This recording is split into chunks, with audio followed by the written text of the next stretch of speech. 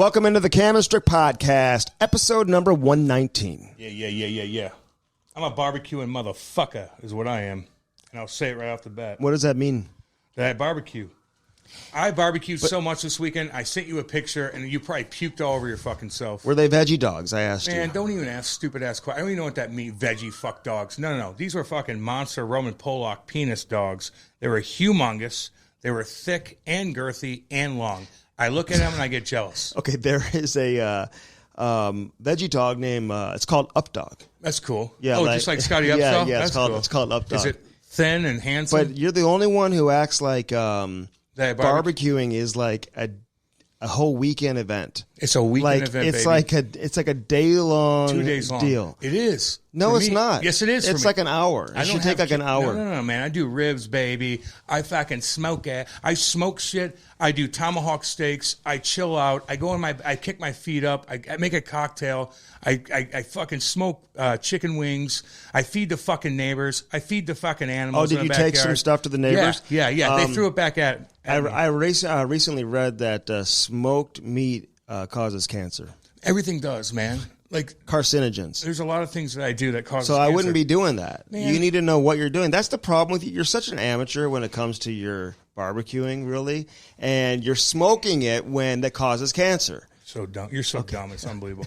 I knew I was growing when I was 14, 15. My dad my dad would steak and chicken all the time, and people hate it. But I'm like, I remember literally growing every fucking day, getting stronger, doing this. You could feel yourself grow. I could honestly feel it. I didn't have protein. You're not very tall, though. And my parents aren't tall. They're 5'9". But you were growing like how? Like your bones? Look how big I am, Andy. Like I'm jacked as fuck. What do you like? That's my dad would cook me that shit all the time. So I learned how to cook, and I watched him do it, and I'm obsessed with it. I chill in my backyard. I got an awesome sponsor, and they hook me up all the time. So I just take my time and I feed the children, Andy. Yeah, because you had a lot of food going. Children. Did you have everybody came over for dinner though, right? No, I just give it away. No, your parents. I thought your parents. Yeah, my parents came over. I took them for a nice ride.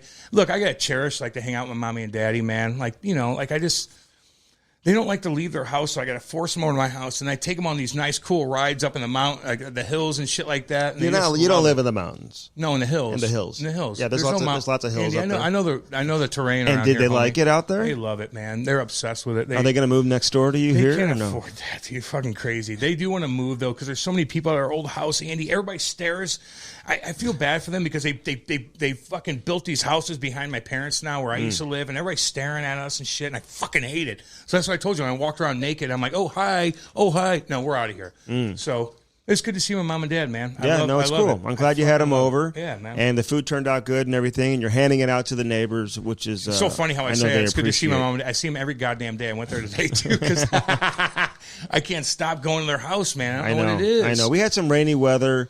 We had a lot of wildlife in our backyard throughout the weekend. I bet you did. A couple birds? Well, no, we've had a lot of stuff because of the elk. Like the elk that are coming through, they just stay there. Yeah. They don't leave. Even through the rainstorm yesterday, they wouldn't leave. It's so funny. But the whitehorn sheep are... they let little... he'll go up and pet the whitehorn sheep. You got camels up there too, They let right? them pet the sheep, which... Andy's so wealthy, he has a 9-foot fence in his backyard. He's got a half an acre, and he's got elk, sheep, camel, it's actually bears. 3/4 of an acre. I was wrong about 3/4 an acre. Are you sure about that? Yeah. And you got all this shit. You're imagining things. You're looking at a high school, and you're looking at all the football players, and they're like, I'm going to come over and hang out and eat all your fucking food. Hey, Then they're going to realize you eat grass, and they're going to be like, fuck you. I may barbecue tonight. Actually, what are you going to do? Actually barbecuing weather. What are you going to barbecue? There's a lot of stuff. There's a lot of stuff. Yeah, all right, 13 teams now are letting fans in. Thank God. But 1,800 Can fans. I say a hot take? Some are 1,800 Can fans. I say a hot take? That's not a lot, but at least we're getting fans in almost half the league now. Can I say a hot fuck take real quick? Yeah. I wear my mask everywhere. You know that. I don't give a shit. I'll wear whatever. Which one do you wear? I got that fucking... I got the... Crown Royal? Crown Royale one. I got a camouflage. I look pretty cool when I wear a mask, okay? But I'm not... We do radio shows every fucking day, Andy. We got radio shows. We got everything. We have to talk fucking sports. I can't get into it, homie. I just can't literally get into anything too much if there's not psycho fans going nuts. I can't. Even hockey, I'll watch it, and I have to watch it. The other night, Rangers are playing fucking Trent Frederick and I'm going to say it, Trent Frederick and the Boston Bruins. Mm-hmm. There's some fans in the stands, and they're fighting left and right. And I could, yes. The fans are? No. Well, the fans are going crazy. Oh, they're fighting on the ice. I saw a clip where a guy's like fucking with his drink. Remember like the old days where you have your drink and there's a fight and he spills it on the lady in front of him? I want to see more of that. Mm-hmm. Sorry about that, lady. Yeah. He'll hook you up. You're good. But like, without seeing, when I see that, when you watch a game, and I know it was like, well, where you been for the? Well, I mean, I have to talk about this shit every day on radio. So do you, Andy. But when you see no fans in the stands, I thought I didn't care back in the day, but now I'm like, fuck that, man. I wonder when. I want them back. Yeah. I know. I can't get into it unless people are going crazy. I can't get into it, man. How are the players going to handle playing in front of a packed house again? Like their adrenaline is going to be, they're going to be absolute psychos. Do it then. Go be Jordan Binnington and be a fucking nutbag. I don't give a shit. What would you do if he came by your bench and cross-checked you? Well, if I was on the ice, would you have grabbed him? Can I say something? I will. Mm-hmm. If Jordan Binnington's leaving the crease, I'm beaking the fuck. I love him. Yeah. Love that man. But if I'm on the other team, he's beaking, and then he fucking goes to our bench, and then he goes to our captain. And fucking not only tries to punch him with a blocker on and the stick in your fucking hand. It was Carlson, wasn't it? Is he not? No, I don't think it's No, he's not the captain. He's their leader. He's their captain of making the most money every year. How's that? So if that happened and I was on the ice, I would piss pump him like no other. Like I would be like so pissed. You don't fake punch our leader with your goalie stick. So when it comes to a built up emotion, I want that so bad, man. These guys are going on these in warm ups is like in particular where you cruise around. And you just look at your friends and your fucking people are watching you. Maybe you're you're in Philly and guys are flipping you off. You're like, fuck yeah, let's go. And you say hey to the little kid in the corner, but then you flip that guy off and then now you're going. You got your bucket off. Hey, a lot of players tell me that it's not about like playing in front of fans at home. It's being on the road. Fans. Fucking chirp me, baby. Okay, let's go. Well, let me ask you this about Binnington, though. And listen, this is who he is. And listen, a lot of people love it. I love it too, man. I love the fact that he brings that out. I wish other guys would do that. Oh shit. Honestly. Let's go. Other guys maybe could get a little amped up every once in a while. Show emotion, baby. On all teams. But do you think, what if you're a player? Wouldn't you guys, before the next game you play against Binnington, be like, let's get in this guy's kitchen? Absolutely. Let's see, how is he going to become unglued? Will he become crazy? Is he going to be composed? Well, I think that they figured that out already. Even after the Stanley Cup playoffs, I think that they tried to, man. Look, you know what the hardest thing in the world? He doesn't lose his composure too often. You know what the hardest thing in the world to deal with? And I'll tell you right now. It's not when Jordan Binnington was getting chirped by the fans or anything like that. It's when Jordan Binnington fucked up on Twitter 2 years ago. With what? They dug Winnipeg media. This guy dug into Benner's tweets back in the day, like everybody does now. And Benner said a couple weird things, and he did, and that's fine. And whatever, he said a couple weird things. So back in the day when he was like 2014, teenager, like 2014. Just okay, so the first game in Winnipeg, Andy, when his first playoff game was in a Canadian city, hardcore shit. He wakes up the game of the morning, and game somebody day, digs this shit up, whatever. And he wakes up and he looks at his phone.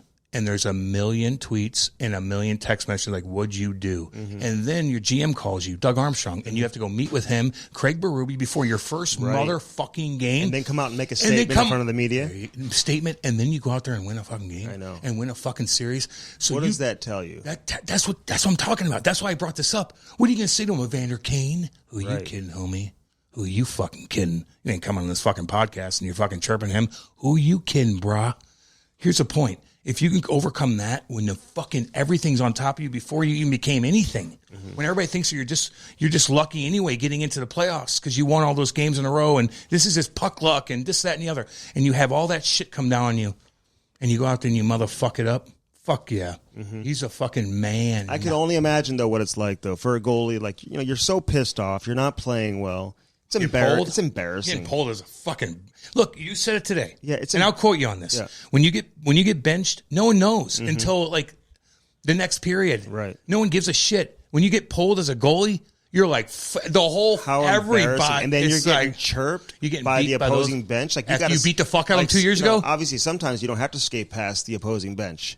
In this instance, he did. Here you got to skate past the bench. San Jose, baby. And he just did a little turn like, what'd you say? Because in San Jose, you can't just walk behind your bench. So you have to skate all the way across the fucking ice, which is stupid. But on the other hand, it's like, fuck that, man. Like, Benner looks at those guys like, I just fucking owned you 2 years. You guys are so cap fucked. I just owned you 2 years ago. And terrible. And you're fucking chirping me. Fuck all you. I'll fuck all you up. Yeah, so I kind of like seeing that. I love it. Does that really fire a team up, though? Like, then you got to kill off the penalty. Let me explain it then. Okay, so that second period happened. You have to kill the penalty off. Everybody's kind of shook up, whatever. Then you go in the fucking between periods, and you see Benner with half his shit off, and you look at your goalie, who fucking is just the best, and he's fucking rattled.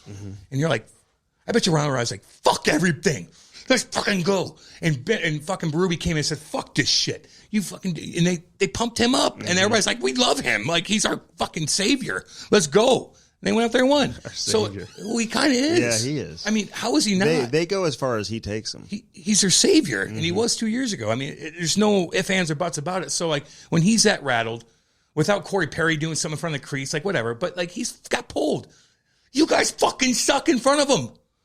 You did. Well, he let in some I don't give a shit at this point. It's like fucking play in front of him. I know you're banged up, and so he's rattled. So the guys probably came together in the locker room and said, fuck everything, let's go. And they did it, man. So if you act like that didn't help him, it did. Now, some shit doesn't help if you two-hand a guy in the back of the head, like, oh, yeah, he's pumped up. No. But when you fucking challenge as a goalie, you're fucking awesome. Ask Ronnie Hextall about that. What were we talking about? What about him? Well, he's like, I'll step up to the plate and get the team fired up. Oh, yeah. Remember, we're like, Ronnie, why are you doing it? Well, there you go. He's on the big bad Flyers, too. But there you go. So, like, why is our fucking goalie being the man? Somebody else fucking do it. You don't think Berube went in that locker room? Well, yeah. Especially if you're hearing somebody chirp your goaltender on the other side. No shit. What if they would have done that to Marty back in the day? Well, then I'm going to yell at Henry Lundqvist and then get buckled by Colton Orr. Which you did. Like, look, Cam's so tough. Look at him yelling at beautiful Henry Lundqvist. Oh, hi, Colton Orr. Oh, how's that left? Oh, dung. Okay, I'm cool. Somebody referred to the Scotia, which I like to call the North Division, the Scotia North, as the American League of the NHL. Do you agree with that? Because they're crazy up there, maybe. Because is Austin Matthews in the American League? No, I'm sorry. He's a National League. Playing in the American League, though. Seriously. Scores like every game. It's like men's league to him. I mean, Ottawa could be considered that maybe, but Brady Tkachuk's fun to watch. I'm sorry. They're so much fun to watch. I'd rather watch fucking Ottawa play than Anaheim. Times a million. 1,000%. How's that? Times a fucking million. Yeah. Brady Tkachuk, I'll watch you all day, every fuck day. And tell Matthew, don't ever call people idiots for asking them if they're going to fight. Why the fuck wouldn't you want to fight him? You think if Brady and you run somebody over and spear him in the fucking nuts and Brady's right next to you, he's not going to fight you? Why wouldn't he? Okay, but I'd love to beat the fuck out of my brother. I used to do it all the time. I want to beat up my best friends. Well, listen, you know what's funny is Trent Frederick. Here we go. Is this a fight? But you, what? Well, no, me and my brothers used to fight like crazy. Okay. Like toe to toe, I'm sure. Like, oh my God, like broken like sliding glass doors. Yeah. Oh, you guys are stabbing each other. I heard pulling off like you shot each other with like AKs and shit, and you still survived. God, you're tough. I'll tell you a true story. I had a broken leg. My brother pulled the handle of the stove off and hit my leg with it. Well, where are we? Somebody talking? Somebody talking? But anyway. Well, here's the point. Because the Sutters fought. But here's the deal. Man, they would never matter. They're just saying like it would never be a premeditated type thing. They would have to be. It's in the moment. They would have to be something just crazy in the moment. Don't call people idiots for thinking that way. How can you not want to fight? I think enough people have asked that, and they've answered it enough times. Big Walt's answered it. Well, how about this? I think if somebody runs somebody over and you don't stick up for your teammate, then you're the idiot. I don't care who you are. Well, it doesn't mean you have to fight him. He didn't say he wouldn't run him over. He wouldn't hit him. If Brady could catch him clean. Okay, time out. If Matthew runs a guy, or Brady runs a guy right in front of Matthew, and Matthew's like, I'm not fighting him because he's my brother. Somebody else is going to do that. I'm like, okay. No, but so here's what I was going with, and I lost my train of thought. Yeah. Even Trent Frederick, people are like, well, how's he tough? And he'll say, like, well, I grew up fighting my brother all the time. Well, yeah. That's how, exactly. I fought my brother's friends. My brother wasn't even tough. I had to fight his fucking And Brady and Matthew friend. used to fight all the time. Yes. No, exactly. No, that's the thing. It's like, well, don't say that we're idiots because you guys... Well, I think he's talking to you on that. I think he's saying you're being an idiot. Why, are you asking the question? I didn't even ask that. I don't give a fuck. I'm just kind of done hearing the Brady fight Matthews story. I'm reading shit on Lewis and Clark throughout the night. Like I'm not thinking about fucking Brady and Matthew fight. If they do, I'm like fucking right. But don't say that people are idiots if they want you to go. But here's the thing: does it need to be asked every time they play each other? Man, that's the way it is, dude. You're the biggest boy in the fucking block, and your brother's gonna be the biggest boy in the block. That's what the fuck they're gonna ask you. Like, just be like, yeah, I'm gonna bag his ass up. Say that instead. Say, I'll fuck his ass up. Like, who gives a shit? It's like I used to do back in the day until he went through puberty. Then they probably went toe to toe, just like you and your brothers did. I'm sure. Well, I was the youngest. Yeah. So eventually, I just take over. Yeah, you just take a crowbar and bash him over the head with that. Nothing like that. Didn't happen. That didn't happen. But yeah, no, man. But it would get wild, man. When your parents aren't home and it's like every man for themselves, dude. No, I know. An entire summer. You know what I'm saying? I had to do that shit. My parents were never home. They were working all fucking day. We're in the middle of the woods, and so anything could go down on any day. I mean, kids are just coming in and out of the house. Oh my left God. and right. I'm snooping around the house looking for everything I could do. I mean, what's in this jar? Oh, I'm gonna try that. What's in this? It's just. There may have been a broken wall when you get home. You just never know. Man, I remember my parents just coming home late at night, and they're just like, oh, Jesus, what'd you guys fucking do all day? Oh, yeah. Don't even worry about it. All right, we're going to go to bed. But that's just what happens. We're going to move, but we're going to go to bed. Patrick Kane, real quick, scores his 400th goal. Yeah. He's just one of my favorite players ever, man. He plays so differently than everybody else. He is so... How many guys can truly just, carry a team the way that he does? And just on his own. They just carry it. Who do you like better, him or Modo? Okay, let me rephrase it. Time out. Stop. Mm-hmm. Who would you rather have represent USA Hockey? We're both USA, baby. Mm-hmm. Who would you want to be the leader? Mike Modano, beautiful man, fucking cool as shit, did his shit, had the flow, has a cup, didn't get in trouble. Mm-hmm. That's what are you asking? No, I'm saying as a whole for the NHL. Like the face of USA Hockey? Face of USA Hockey. Chelios. I'm just asking you, fine, Chelly, but Patrick Kane or Mike Modano, because this is what it leads up to. I don't know. It depends. If you're talking about, who do you want on the ice, No. Who do you want to represent USA Hockey more? What does that mean? Meaning, Patrick Kane's been through a couple bullshit things. Would you, or is he that much better than Modo to where you want? I don't know if he's that much better, but he's better. I think he's the better. He's a better skater. I think he's the best American ever. Yeah. And you remember Brett Hall's dual citizenship, guys, so just so you know, I know a lot of you guys. He was born in Belleville, Ontario. Yeah, I thought it was Winnipeg. No, Belleville, Ontario. Yeah, whatever. And his dad's Bobby Hull. I mean, Holly scored a big goal for Team USA in 1996. No, he rerepresented Team USA because Team Canada kicked him to the curb, basically. Is that what happened? Oh, yeah. And then they wanted him back, and he's like... He's like, fuck you. Yeah. Fuck yeah, he's like, fuck you. So I can only imagine listen, that. I love the fact that he was... So and he had dual citizenship. What happened with that again, though? I think something about Canada that, for whatever reason, he wasn't selected.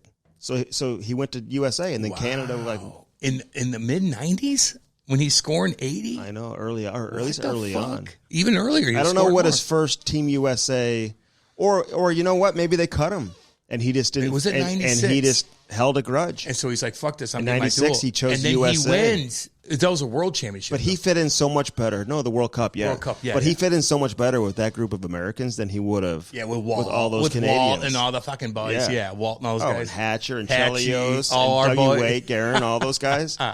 Cool ass fuck team. My God. With Lou in the helm. I know. Did we not talk to Lou about that? How the fuck did you control those psychopaths? Hawley, Walt, Chelly, fucking Hatch. They're all crazy. They're all like, I don't give a fuck about Lou. I'm going to do my shit. Yeah. How'd you do that? And he's like, we just did it. I don't remember what he said. But you play against Kane? Yeah. Of course you did. Andy, I mean, for 10 years. Yeah, I played in NHL for 10 years, Andy. So why are you're asking that question? You almost sound like you would lean more towards Modano for whatever reason. I'm saying as a person to put on your pedestal for USA Hockey, I don't give a fuck which one. Mm-hmm. I'm just talking to people that I talk to, and they're like, well, Kaner did this and Kaner did that. Modo's a perfect It's always specimen. the last one who always seems to get the most attention.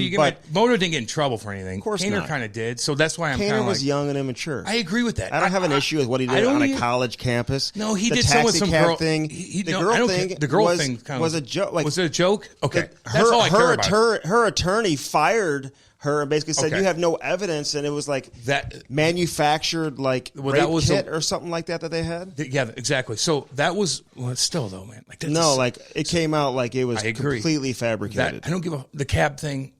Some cabbies, Wisconsin. some cabbies I want to bag up situation, to. Let's be honest. The You don't do that. situation with the Yeah. with the girl. But the girl we is don't know different. everything, but from what it Okay. sounded like and the way the authorities reacted to it, Then it's that it nothing. was fabricated and he was falsely charged. That's the only thing I care about. I don't give a shit if he wears a Caner shirt and goes to Wisco and fucking wheels chick. I don't give a fuck. But if you hear that, then it's like, okay, I need, But anyway, you just don't know. Moto never had that, although it's a different era.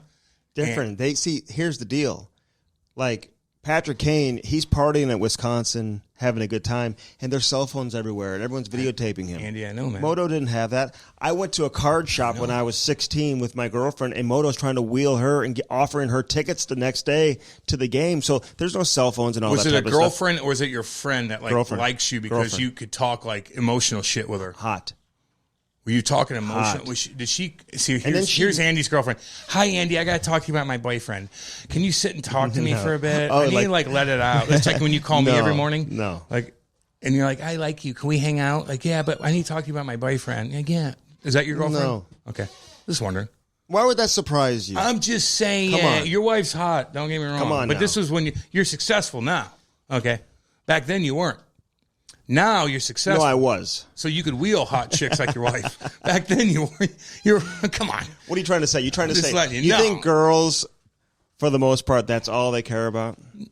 No. Money. No, but you need to take care of business, dude. Like, why the fuck, if I'm a girl, why would I want a guy that wasn't successful or didn't have a vision on You being ever see like a successful? real successful guy who has just a mutant? a super hot wife? Oh, yeah. And you're like, well, how do you wheel her? Well, no wonder. Yeah. But I've also seen the opposite of that, or I've also seen this, that. I mean, look, there's so many hot girls, guys. I'm telling you, if they treat you like shit, it's not worth it. I am telling you this right now. If you got a fucking Hold on, are you giving relationship advice? I want to hear this. Let's set this up. What kind of You relationship? guys should all be pretty envious of my lifestyle. Like, let's be completely honest. What do you here. mean? Explain that. I got a lot under my belt. I don't have any kids. I just got married. My wife's hot and cool, and she respects me. Like, and we got a little bit of money chilling. Like, it's not bad. It's not a bad thing. I'm not chasing kids around in Windsor and shit like that. So, like, I'm like the model citizen for like not getting people pregnant and hanging out and marrying who you want. That's all I'm saying. So if a hot chick's next to you and she treats you like shit, it's just not. I know you like taking You're her gonna out in front of be your like- body. Listen to me. I know you like taking her in front of your buddies. Look how hot my girl is. Well, she's flirting with your fucking hot buddy. Or your buddy who's 2 inches taller than you with better flow and has got more money. She's flirting with him right now. Ooh. What's the point of it? She's not banging you anyway at that point. Doesn't matter how hot she is. They have to treat you with respect. I swear to God. And you have to do the same thing to her. I'll write this shit down for all you motherfuckers, man. It doesn't matter how hot they are. There's always some girl hotter. But if they treat you like shit, the hotness wears off. Write it down. You're telling Write me, it down. You're telling me you've always treated. I hope you. Oh, when I was been younger, I was a respectful to fucking girls. asshole. Wait, time out. No. I told you this before. I was a fucking prick in juniors. No I thought no I was excuse for that. No excuse for that, dude. I didn't know who I was. I didn't know who. I remember trying to brag to girls about how much money I had because I just signed for a couple $100,000, and they're like, "Cam, just be normal with me." I'm like, "Oh, okay." And you just figure it out. I wanted to be the biggest thing. Look, I finally got attention. I'm from Eureka, Missouri. I finally get like a little bit of attention from fans. Like, I'm cool and everybody, and they're like, "We don't care. We want you just to be nice." And you just learn from that, man. I was trying to brag too much. I was too loud. Until you got beat up. Until I got my ass fucking beat up in Windsor. And I'm like, what am I doing? You know, you deserved that. I too. deserved it. Yeah, big time. I probably would have done that to you. I was not. Yeah, I would have. I was. I would have beat you up at the bar if you would have came up and tried to talk like that to me. Probably would have taken you down. You wouldn't have been in the bar because you wouldn't have been allowed in there, dude. I was like really? 17. Well, I think what is it, like 18 there? 19. 19? Yeah, it's 19 in Windsor, homie. They don't 18 really in fucking check. Quebec. They don't really check for that. When you're me, they don't. But the point is, guys, like, How about I'm not gonna lie to you, I was a dick. Jim Rutherford? Yeah. He's on this edition of the Cam and Strick Podcast, episode number 119. I gave this guy a lot of credit. It's cool as shit. And he's got a 12-year-old. Yeah. Oh my God. I think you What the fuck? might have a 12-year-old when you're 72. At the rate you're going right now, that's what I see happening. I see that happening in your The rate future. I'm going on right now is like I'm not having any kids ever. Well, you say that, and then you're going to end up having one. Well, what are you looking back on to tell me I'm going to have a kid if you're going to go for the rate? Like you just got to have I'm just someone. saying, eventually this is going to happen. That's why I don't answer the 519 calls from fucking Windsor, unless you're like, hey, dude, it's JJ Maurizio. Remember we used to party? It could be a sponsor. Yeah, could answer those. Yeah, I mean, in Windsor. How you doing in Canada? I needed to hear from the Canadians right now. I know, man. I love them. I feel bad. So for them. worried about them. Bad for them, although dude. apparently it's kind of opening up just a little bit. I hope so, guys. I hope. Would you bill it a kid? Fuck. Because I've got somebody who needs. Fuck. You fucking crazy. Oh. Why? Oh God. Are you fucking crazy? Why wouldn't you do that? Oh, Jesus. I know a family that's looking for... Have you seen my wife? Have you seen my fucking... Are you fucking... What about her? Oh, Jesus Christ. I'm sweating now, you fucking idiot. No, God, you're a are. fucking idiot. What is wrong with you? Oh, my God, no, man. I remember when I played for the Sting and when I was 16 years old. I remember the ownership group, they were fucking dying. They're like, Cam, can your mom and dad bill it? And my dad goes, are you fucking crazy? I can see your dad doing that. No way. He's billing me. He's billing me. You fucking nuts. But I can see them saying yes. God. The way they do with my God, the way animals. The way I would like walk that. into some of these billet houses when I was young, and I would look at their wife or daughters, and I'd look at, and we'd be like, oh my God. Like the first thing you think is like, what's the wife look like? What's the dog? Like this, the first, you think I'm going to bring a 17-year-old kid into my house? Okay. All right. We understand. I didn't know realize it was going to create this much trauma. You might want to. No, I wouldn't bring one into my house either. No. Yeah, you would. Unless, they're going to paint? Well, no. Maybe teach Ty a thing or two. You're crazy. You're crazy. Okay. Holy fuck. Jeez-o. Well, I'm just letting you know. That really... Oh, I could only imagine these two guys. I just picture how I was when I walked into places like... I'm like I'm Satan. Yeah. Like, seriously. All right. Jim Rutherford. Yeah. He's not Satan. No, he's not. He's a Jesus. He is a great... the opposite. Yeah, the opposite. Yeah. That's great Jesus, guy. right? Yeah. Really interesting situation there in Pittsburgh, how he just decided, something happened, right? Because he doesn't want to truly provide all the details, and he's still under contract, so those will come out. But, man, it's almost like for it to go down like that after all the success that he had there, it's too bad that it had to end like that, Yeah, there's more to it, man. And we got as much out as we could with him, and he was comfortable and he was awesome. And we get the big dicks on, dude. Like, we get the fucking GMs and shit. And we can get all fucking guys, whatever you want. But Andy calls these guys and they fucking say, yeah, we'll come up. We'll come on. And we talk to him. And Andy, you asked him every question you could. He didn't want to answer that particular part, but he did say something to the effect of, I fucked up a meeting, basically. He didn't say fuck up, but he's like, I kind of uncharacteristic. So that's a fuck. He wasn't dropping F-bombs. No, but I didn't either. No, Well, you cussed more than I did. We might have to take that out. No, we're not. Brody, I'm looking at my... It just came out. I'll bag you up myself. Just remember that. Not Andy. I'm looking at you right now. Keep that. Because I wouldn't disrespect a guy like You're not Jim disrespecting Rutherford. him. Stop. We were great with him. Stop. There's a reason why they come on, okay? We're disrespectful at the beginning part. But right now, no, but you asked him, and he's just like, I messed. Yeah. I was So, but he's like, I can't tell you But the COVID thing. He was freaked He out. was like, he took that very, very serious, right. as he should. No doubt. And I don't want to say, older people, whatever. Yeah. He's 72, but he's had one shot. Yeah. He's got another shot coming. Yeah. And, but his son didn't, he saw how it impacted his son and everything. I think back at it because when we first started quarantining, when the corona came into our lives, I didn't see in-laws, parents, nothing like that for months and months and months.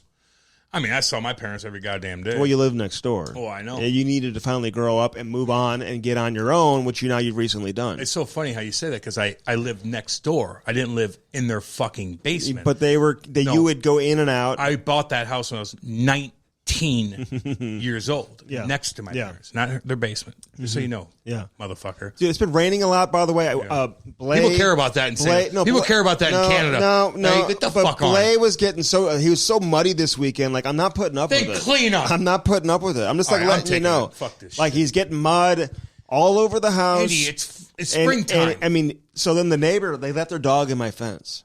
Oh, that's a no-no. They let their dog in my fence. They open your fence up? From the back. There's a gate in the back. Wait, time out. Yeah. Time out. Wait. Yeah. Your fucking Hoosier neighbors in a wealthy part of fucking Huntington. They're doctors. They let their fucking dog come in your house. They open your gate up. In the back. Andy, put your fucking foot down. How do I handle this? How do I handle this? You say, what the fuck is this? So the anyway, fuck is this shit? So Blay is like doing his thing, hanging out. You know, he's roaming with the... Did he get beat up by this dog? No, because he's roaming with the sheep, and he's like, he gathers them. Did the other dog like the sheep? And he rounds them up. So the other dog comes in. Well, now it's all out. Like, they're just going, they're tackling each other. What kind of Hoosier-ass situation is this? They're playing like crazy. So Blay is so muddy. I mean, just head to toe, just covered in mud. And I said that I've gotten to that point. It may be over with Blay and I. It may be over with Blay and I. Him. Okay? Brody, Brody, you have a dog. Don't listen to him. Just stop. So then we talked. So he stayed outside for another. Like, you talked to him? Yeah. You guys had to sit down? Yeah, for a few hours. Jesus, Andy. He needs a bath. He's just really just. They give him a fucking bath. You don't look. You carry it. Look, when they're all shitted up like that. You fucking carry them. You throw them in a goddamn shower. You fucking put the thing on it. You dry them off, and you take a hair dryer and you blow them off, and you get out of here. You can't use a hair dryer. Yes, you can really? On him. On really? Blake, yes, you put a hair dryer on the motherfucker, and you take. Actually, time out. Have the kids do that. You carry him in a damn thing, and then have the kids blow dry the fucking dog and wipe him down. Okay. Motherfucker. But I'm not putting up with this. I'm just telling you. You should put up with it. The neighbor putting his dog in my yard. Well, your neighbor, you're a pussy, is what you are. Talk to your fucking neighbor. Fucking doctor. Was he a gynecologist or something? He's in that field? I'm one of them gynecologists. You want to fucking creep out women. He's IT. She's the doctor. Oh, that's hot then. You like that? Yeah. She the one to fucking tell her to fuck off too if she's letting the dog in there. No, I don't talk to the women like that. Oh, good for you. Okay. If she's letting a dog in your house, I fuck you. I don't give a shit if you're a woman, you're a guy, or whatever. I'm like, get your fucking dog out of here. But I agree with that. And then the kids came over, and the kids are running around inside there, and they're asking for like ice cream and stuff like that. It got out of control. You let it get out of control. Get control of yourself. Hoosier ass fucking neighborhood you live in. The most expensive Hoosier fuck neighborhood ever. Fucking no, my neighbors take my garbage and organize it. Andy's neighbors, doctor, they take their fucking dogs and just like throw them in your fucking yard. Yeah, Hoosier. I'm not putting up. So fucking Hoosier ass neighborhood. All right, let's get to the interview with our boy Jim Rutherford, longtime GM, former owner. Could you imagine having your GM also How do you get the money? How do you get the money for that? I forgot to ask him. No, because Peter Carmanos, that was his guy. How do you get the money for Windsor? He hired him and then. Basically said, hey, go find a NHL team, found Hartford, whatever. Yeah, and he gave him part ownership. Yeah, but what does that mean? Does he have to throw money down on that? No, probably because he not. didn't have that much money. No, he's making 170. Which I mean, I don't know if he had to put any money down. Probably not. He just got a piece. So that's part of his deal. Hey, Windsor, where are you at? I fucking bled for you. Come on. Yeah, they're not making you owner. Well, they got my number in the stands. Whatever. Is that good? Is your number in the stands? I don't know. I heard it was. Wait, are you saying that your jersey's retired? Windsor, help me. Oh, you can't get away with that. I don't know. You're trying to pretend your jersey's retired. No, I don't think it's retired, but I think there's something there with my number on it. Okay. Just so you know. We may have to take a trip there. I know. Well, just how about the fans? Just let us listen know. to it. Well, they're not going to the games. And if there is nothing, then they're certainly not going to the games now. I must have had 58 fights instead of 48 that one year. 58 fights? I had 45 one year. In 1 year? 42 the next, 40-something next year. I bled for him. And I hung... And by the way, fans in Windsor, I love you all. I hung out with you. I just posted a picture of me and my mommy and daddy. And remember all you guys hanging out with my mom and dad in the beer room? And then I got kicked out of the game. And I went in there in my underwear and drank beer with you until the GM, Mike Kelly, had to tell me you can't do that. He had to tell you a couple things. A couple of different times. He's all right, awesome, let's get to the interview with Jim Rutherford. Yeah. Another GM. on this edition of the Cam and Strick Podcast. The GM interviews are gold, man. I love the GM interviews. Oh, yeah. Talking to the these big guys. Dick motherfuckers. I know. And, like, honestly, I almost did like the Doug Armstrong, like, can we have another hour with you? You know, I know. Well, Dougie'd be like, hell yeah, let's go. We had so much to get into. Jim needed to go, man. Yeah. Oh, yeah. Car Shield. Hey, get the protection you need and get the protection you deserve. That's the way I look at it. Don't be stuck with thousands and thousands of dollars in repairs because you didn't get out in front of it. You got to be proactive, and that's what Car Shield allows you to do. Mention the promo code CAM. You're going to save 10%. It's terrible. It's embarrassing, but you got to do it, and it's worth it just to save the money between you and I. Okay, it's worth it. 800-857-2481, carshield.com. Pick where you want to have your car taken to. Pick the mechanic. Pick the repair shop. Dude, it's like really like all our sponsors are too good to be true. This falls in that category, too. 100%. So easy peasy. Yes. I've dealt with this like firsthand. When you have. I was fucking embarrassed in Eureka. It's completely embarrassing. So embarrassing. Walking out, everybody's like, "Hi, Cam." Yeah, and then my start. I know. The police are just like apprehending you. It was fucking terrible. embarrassing. Okay, and then Car Shield hooked it up, and it's 8 a.m. And now I had to move because of that. Mm-hmm. Yes, you I did. had to move because of that fucking train. No, 800-857-2481. Call Car Shield today. How about keepithandsome.com? I'm keeping it handsome. That's right now, what we're baby. talking about. I lost weight. I look. Really? I'm getting jacked as fuck. Are you? I'm sick of this I don't shit. see that happening at all. Do I need to take my shirt off? No, in I don't front of you? see that. Are you working out, though? Oh, yeah. What are you doing, like push-ups? Oh, I do 300 push-ups. A day? So in the morning, I'll get up. I'll have my coffee. Boo-Boo will get up with me, a little key cat. I'll make a fire right now because it's still a little chilly. I'll put my computer up. I'll look at my beautiful backyard with literally real, actually, animals back there because I can see forever because it's in a wealthy part of Franklin County. And I'll have the little kitty by me, and I'll listen to different things, and I'll do my thing, and all of a sudden I'll do 50 push-ups. Boom. Get done, listen to something. 50 more. Bah. Get done. Fix something, do this. 50 more. Boom. Then I'll go in the basement. I'll be like, I'm going to do fucking curls. Whoop, blah, whoop, blah, whoop, blah. Then I'm going to do this. Blah, blah. Then I'll take a 45-pound plate, and I'll sit on my ass, and I'll rustle it like, blah, blah, blah. And then I take my shirt off, and I look in the mirror, and I'm like, oh, my word. Your hair looks okay. You need a haircut. Cul-de-sac in the back of your head, but god dang, you're jacked as fuck. Although you need to lose like 15, 16 pounds. Really? Yeah. No, 25, 26 pounds. Yeah, so I do a lot of push-ups, too. I could tell. And I do a lot of push-ups and Are they wheatgrass push-ups? and get a workout in. Are they the vegetarian push-ups? Hey, listen, we've got those hats. KeepItHandsome.com. Get your hat today. Check it out, man, and fight the bullying that exists out there. Be on our team. Yeah. Fight ugly. Get your Keep It Handsome hat and get it right now. People want to know about Raven. Oh, I know they do. They want to know about Raven. Well, we've told them all about Raven. Well, they want to know if I'm okay with him still. I'm like, yeah, he fucking pissed on me. Yeah. And then my parents hooked him up. And it's fine. But he was a bully. But then the reason why he was a bully is because his fucking daddy beat the fuck out of him. Well, you don't even know that. Well, he told me. When did he? I brought him out to the house. Like, Okay. why'd you piss on me, you psycho? Okay. He's like, well, my daddy fucking pisses on me. I'm like, oh my okay, God, that gets really? it. No, not piss, but more like my daddy beats me, and I'm a fucking from North County. I have nothing. My dad's a drug dealer. My this, that, and the other. And I'm a fucking. So you hooked him up, and you embraced a bully. That's and probably my point. rehabilitated him. Exactly. So right. sometimes you have to embrace the bullies, man, because there is always a good side to somebody. And not to mention, not all bullies are 6'4", homeboy. No, they're not. No. You could be a little dink ball and fucking be a bully to everybody. You could be in high school and not have any friends and still be a fucking bully. Have you experienced that, like smaller people it's like, than why you? Is this guy beaking me? I'm like, what the fuck is this little fuck boy? Yes, you get my drift, eh? I do. So check that out. Don't be that way. Just be nice to everybody. And get your Fight Ugly hoodie, too. Get a package deal. God damn. You can get it on Amazon, too, with the hoodies. Bad karma happens to bullies. I'm telling you that right now. I know. Mention the promo code Cam and Strick. You're going to save 15%. So, again, get the shampoo, get the conditioner, the beard moisturizer, which I use every day. Sometimes, yesterday, I think I used it twice. Look at my beard right now. And I got fucking birds living in this motherfucker. You got the beard balm or the head balm. They got so many different things. Just check it out. It's an amazing website, like very modern website. Oh, dude, he's an entrepreneur. I know. So we hang out with those guys. Get your hat and get it today from Keep It Handsome. All right, Bud Light Seltzer, BudLight.com, 5% alcohol, 100 calories. It's very good for you.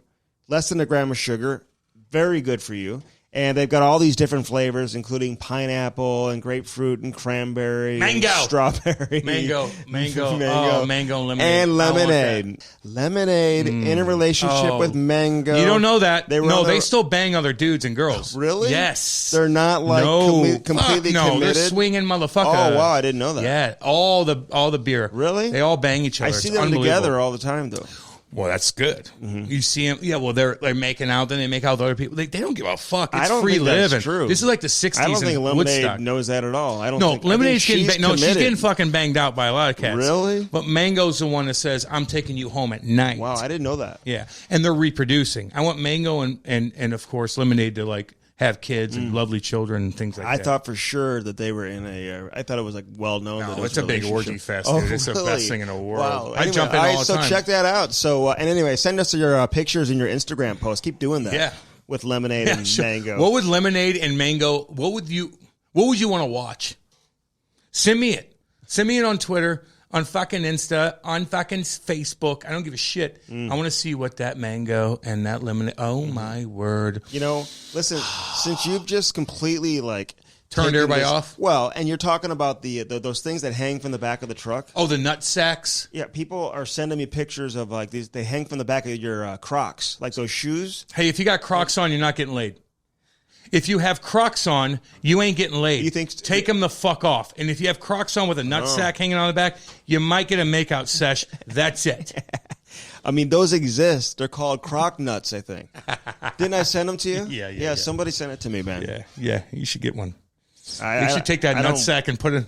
No, you know where to put it. I don't do that. I don't do. Well, you should. With the. I don't put them on my truck. No, put them on where your nutsack should be. Oh, yes, I'm saying. Take that nutsack and put it where it should be. You're making me very uncomfortable. Jesus Christ, though. You brought it up. What the fuck you want to do? Am I not supposed to chirp you on this? Hey, Bellman.com though. Yeah. They ain't nutsacks. I had some sushi last night that I picked up from Bellman.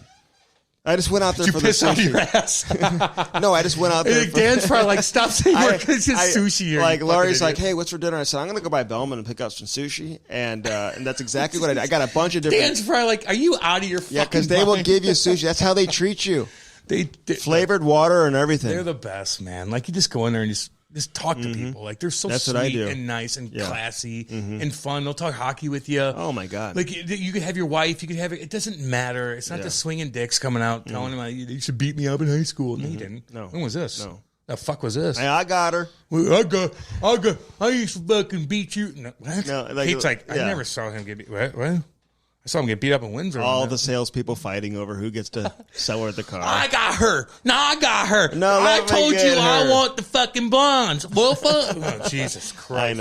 I know. Wearing Crocs, probably. Crocs with nutsacks. Oh, my God. That is the worst place I could ever think of. They got nutsacks hanging out of their fucking earlobes, dude. They got nutsacks for earrings. I'd rather be inside of an IKEA. Fucking weirdo fucks. Than one of those doesn't damn happen places. in fucking Bowman. No, it doesn't happen there. And so you got the Cadillac Buick GMC on one side of the street. On the other side, Cam, this is all in Troy.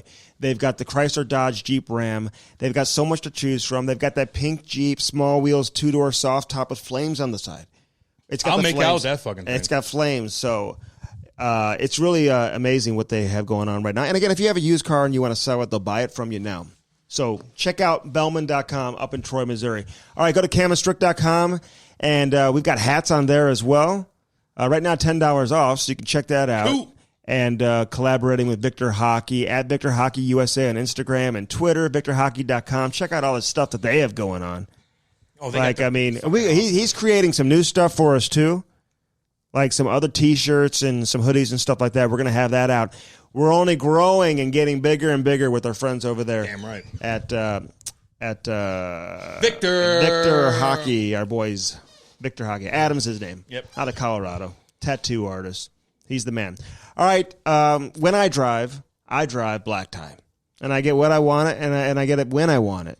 That's the best part about driving black tie. Check this out. You get your app. You select the fleet of cars that you're interested in. Could be economy. Cam's looking at the economy. I look at the exotic cars and the luxury cars. But they have all different packages, man, based on what your budget is. And it's all very affordable. And then you have your app. Listen when I tell you this. Honestly, this is how it works. You go to your app, you select which car you want, and they drop it off at your house, and then they pick up the old one and take it away. And then 2 weeks later, you're like, okay, I want to drive this. I want like the BMW like 7 Series or the X6 like you're driving right now, Cam, or maybe you want a Porsche, or it's going to be nice and you want to drive a Jeep or a convertible, G-Wagon, whatever. And you just go to your app, you select it, they drop it off, and then they take the old car back. Too good to be true, like I said about CarShield. This exists, and that it makes sense with the dry black tie as well. I want that Porsche. I'm gonna trade mine. I got a new Porsche. I talked to Ellie, and I'm like, I feel like you're trying to take my Porsche. I'm not letting that happen. Well, when I drive it, people are actually going to see me and recognize me, so it will help their brand out a little bit more. That's which not is always true. Good.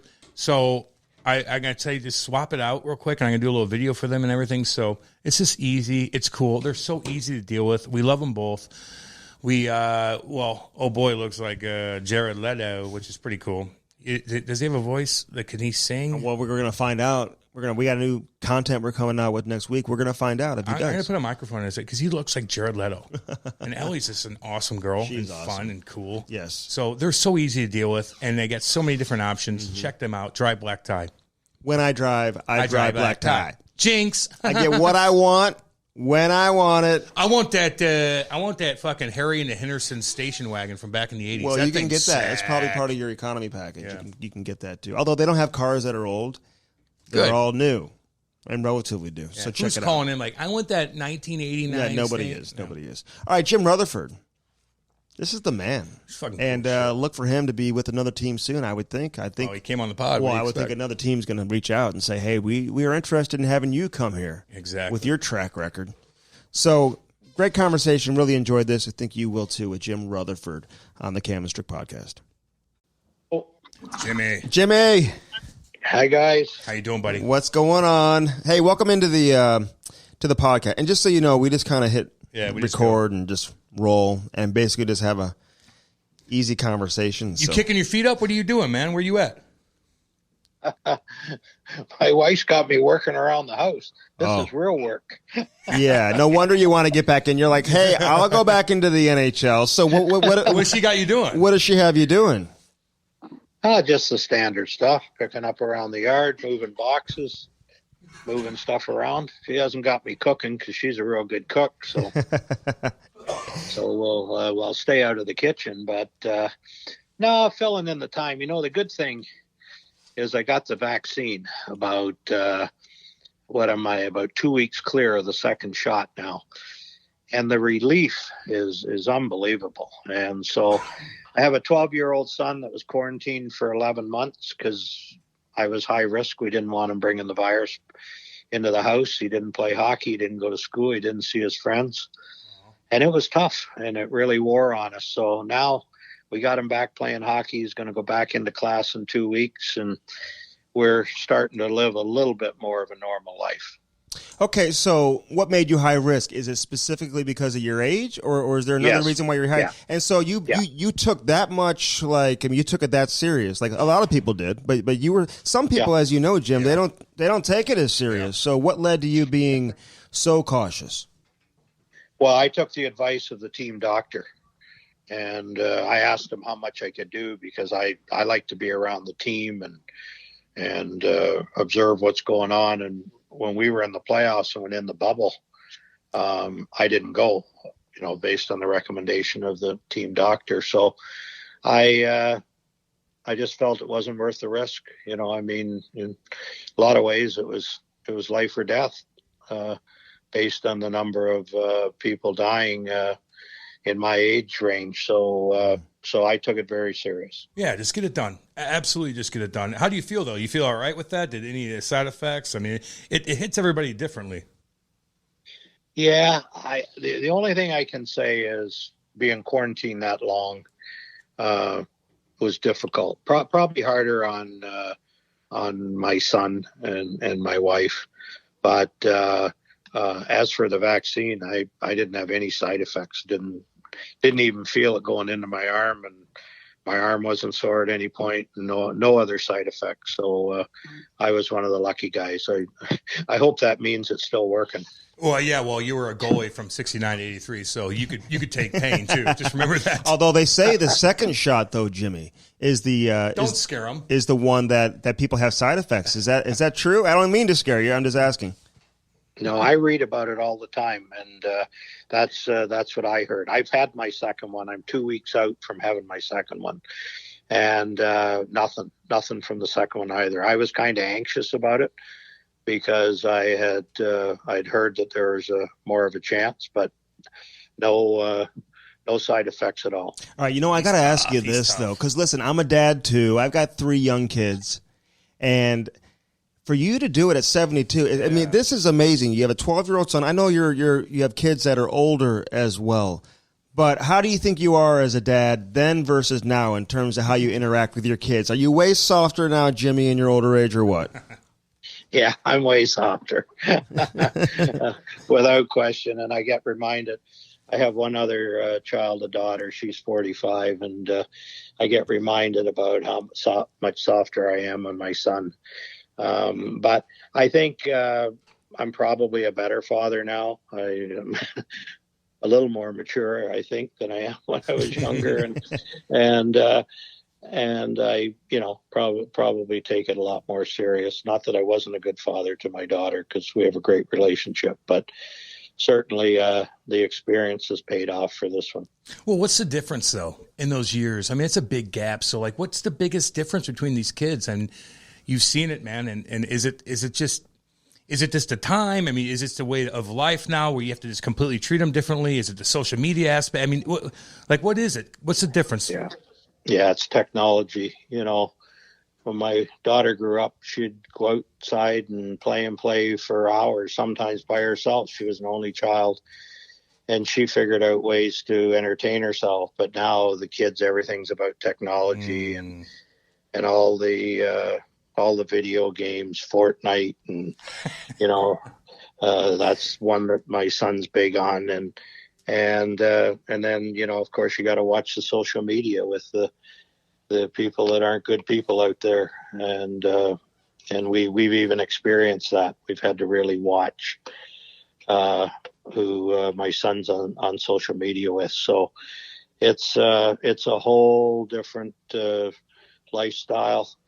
I remember when I was a kid and growing up, the adults used to say, I don't know what that generation's going to do. They'll never figure it out. And that's what I remind people now, because as each generation's gone by, everybody says the same thing. Oh my God, what a generation. What are they going to do? But this generation will figure it out. They have more tools than the generations in the past. More tools to be successful and to be smarter and all those things. So they'll be fine. All right, help me understand this. When you have a son that age and you're in the public eye, everyone knows who you are. You're the general manager of, the most famous hockey player going today, right? Yep. And your son's on social media and they read things, whatever. Not everything's great, although you're probably not taking a ton of criticism based on the success that you had. Mm-hmm. But what's it like having a young kid who sees some of the crazy, crazy stuff that appears on social media? Well, we tell them to stay away from those comments related to the team, whatever team that I would be with. Because it doesn't matter what you do, you're going to get people that support you and people that don't support you. And as we know, social media is a lot of people's 30 seconds time of fame if they say something that gets some traction. So as a family, we really don't pay attention to that. All right, Lord. So how'd you become a goalie? At a young age, I can only imagine the equipment you were using back when you were a kid, and obviously when you turned pro and played throughout the NHL, you must walk in these NHL dressing rooms and be like, "Oh my God, if I had these pads back when I played." No kidding.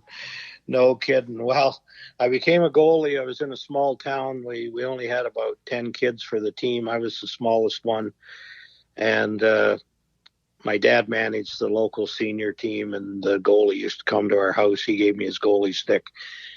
So I started playing when I was 5, but when I started playing, I had forward skates that were used. I never had new equipment the whole time until I was like 17 years old. Always used equipment. I had a pair of forward skates. Shin pads were my goalie pads. Oh God! I don't think I had a chest protector, but you didn't need one at 5 years old. I had big gloves that were way oversized, an oversized stick. I still have the picture of when I started. But, you do the best you can with what you have. And I was fortunate. I mean, my parents give me everything they possibly could. And I had great parents, and I became the goalie in that town, and I was the only goalie on the team, so I didn't have to sit and watch every other game, and got to play a lot and love the game. Yeah, being a goalie back then, though, gosh, the equipment's different. Not to mention 60s, 70s, early 80s. Guys are falling on top of you, Jimmy. They're slashing you. If you went and played the puck, they're going to run you over. Like, it was crazy back then. Was there any time where you're like, okay, these guys are starting to shoot high now. My equipment sucks. I don't have a neck guard on. Like, I'm getting dinged everywhere. Like, was there a point where it's like, okay, I might not want to do this anymore? No, you never thought about it. The first day I wore a mask, I was 16 years old, and I went to a double rinks in Toronto. It was in middle of August, maybe, to get ready to go to some junior camp. And I didn't have my equipment on since the last game I played, the prior year in April or something.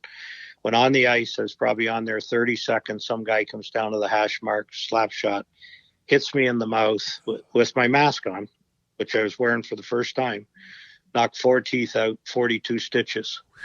And if there was ever a time to quit playing goal, that would have been the time. But, I went to the dentist. They cleaned up my mouth. And I was back on the ice about 3 or 4 days later. And you're right. In those days, in the 70s, when you were playing goal, I mean, they were always shooting high, because that was when the curved sticks first come out. Yep. They didn't have any limit on how big a curve you could have. Oh. And that puck, like when a guy like Bobby Hull shot the puck, I mean, sometimes it was going up, sometimes it was dropping, or it was like a knuckleball. I mean, it was really a tough time to play goal. Remember, Bobby would, you read all these things on him and watch these highlights. Like, he'd come down, he'd curve his stick, by the way, curve it like no other, where he could like kind of cut your head off with damn thing. But he'd come in and he'd rip a clapper inside the blue line right over your head, and he'd rim around the boards, and then all of a sudden all the goalies would be like, okay, and then he'd come down and shoot low next time, and he'd score. Yeah, very intimidating, right? Early in the game, him and a handful of other guys in the league, even from bad angles, they'd be shooting it at your head to start the game, and you'd be on your tiptoes, and then of course at some point in the game they come down, they just slide one hard on the ice when you're expecting one under your chin. Yeah, I used to hear that all the time, right? Like, you start the game, they always want the first shot to go at the goalie's head, right? Yes. To kind of get him a little bit nervous for the rest of the game. You don't hear guys say that. It's like a big hit for a shift. Who give me a guy, though, real quick before we move on, like who you played against, like who just their shot intimidated you, like you knew when it was coming, like it could hurt you. Well, a lot of shots hurt you then because the equipment wasn't any good. Like I say to my son now at 12 years old, I said, the chest protector and arm pads that he wears are probably 10 times more protective than what I wore in the NHL. I mean, I would have loved to have his arm pads and chest protector in those days. And I mean, there was hardly anything to the equipment. So most shots, if you didn't catch them or use your blocker, they're hurting. And, but some of the guys, basically in those days, there were about 3 or 4 guys in each team could really shoot it. Not like today, most guys can shoot it, with the sticks they use and everything. But, some of the guys that you wouldn't, there's the obvious guys that could score, like Hull and Fleury and Marcel Dion and guys like that. But there was a guy that played, he was from Cleveland, a guy by the name of Doug Vollmer. He had probably the heaviest wrist shot that I've ever felt. I mean, it hits you like a bullet. And then another guy was Reed Larson. He had a slap shot. I mean, he could blow it by a goalie from the blue line on a pretty regular basis. But there were a bunch of guys could shoot it, but not as many guys as can today. All right, how did you start your managerial career? Like, how does that happen where you decide you want to go in that direction? And people may not even know you were in Windsor. Cam played in Windsor. Yeah. You coached there. You were a GM there too. So is that kind of how it began? Like, break that down for us. No, I wanted to stay in the game, but when I retired, I think in 82, and it was like in February of 82. That last year I signed back with Detroit. They had two young goalies, Greg Steffen and Karada Mikolov. Neither one had played an NHL game, so they signed me in case one of them wasn't ready. And to their good fortune, they both played extremely well. And so I was kind of the third goalie, and then they sent me to the minors, and I said, well, you don't need me. So I was done in February. And it was a couple of months later where I got contacted by CompuWare Hockey, a guy by the name of I can't think of his name now. I'm drawing a blank here, but he ran CompuWare Hockey Club. It was Mark Craig. I'm sorry, and he's a friend of mine. I'm sorry I drew a blank. Come on now, Mark. I do it every day. How good I'm a friend 36. is Mark? You know what Mark feels? Mark feels like shit now. Jimmy, you know I'm that. 36 years old. I do it every day. You're good, buddy. Well, he won't. He'll be okay. And so Pete Karmanos obviously ran CompuWare, and they wanted me to go run a goalie school. It was really at the start of the time where there were specialty schools, goalie schools being one of them. And they said, we've had a lot of success in youth hockey, a lot of success in hockey schools, but we want to run a specialty goalie school. We want you to run it, and we'll try to get 20 goalies. So it ends up we get 40 goalies. It was very successful. Pete Karmanos came to a few of those workouts, and he grabbed me at the end of the week. He said, what are you doing? And I said, I really don't know. I'm feeling my way. I'm trying to figure out what I want to do. And he said, well, this was Friday of Labor Day. He says, come to my office the day after Labor Day, and I'll talk to you. And so I went. I'm coming off my last year in the NHL, I think making $175,000, which in those days was a lot. Oh, yeah. And he said, I'm going to offer you a job. I'll give you benefits and $24,000. I said, good, I'm in. And I know a lot of guys I played with would not. They would say, I'd like to make more money than that. So I was there a couple of months, and he came to me and said, look, I want to grow my hockey program. I want to get an OHL franchise. I want you to be the point person. Go and try to find a franchise. And as luck would have it, Windsor was going into bankruptcy, so it was fortunate that we could get a franchise right next to Detroit, so he could come and enjoy the games. And so, anyways, he bought Windsor at the time, and we had some success with Windsor. The fourth year we were there, we won Ontario, 12 wins, no losses through Ontario. And then we went on the Memorial Cup. We won every game until the final game. We lost the final game. Ooh, but right after that, he said to me, he says, I want to get an NHL franchise, and you're the point guy. You're gonna find one, and you'll be the general manager. And so I started looking. We looked at 7 or 8 teams. Nothing came up. We applied for expansion in St. Petersburg, the same expansion that Tampa was awarded the franchise. And then a couple of years after that, the Hartford Whalers. And so he bought Hartford, and I was the general manager, and my NHL career, that's where it started. And weren't you part owner too, though? I mean, you were part owner Yes. and general manager. Like, I mean, has that happened before? Like, can you think of another GM in the league who was also the owner of the team?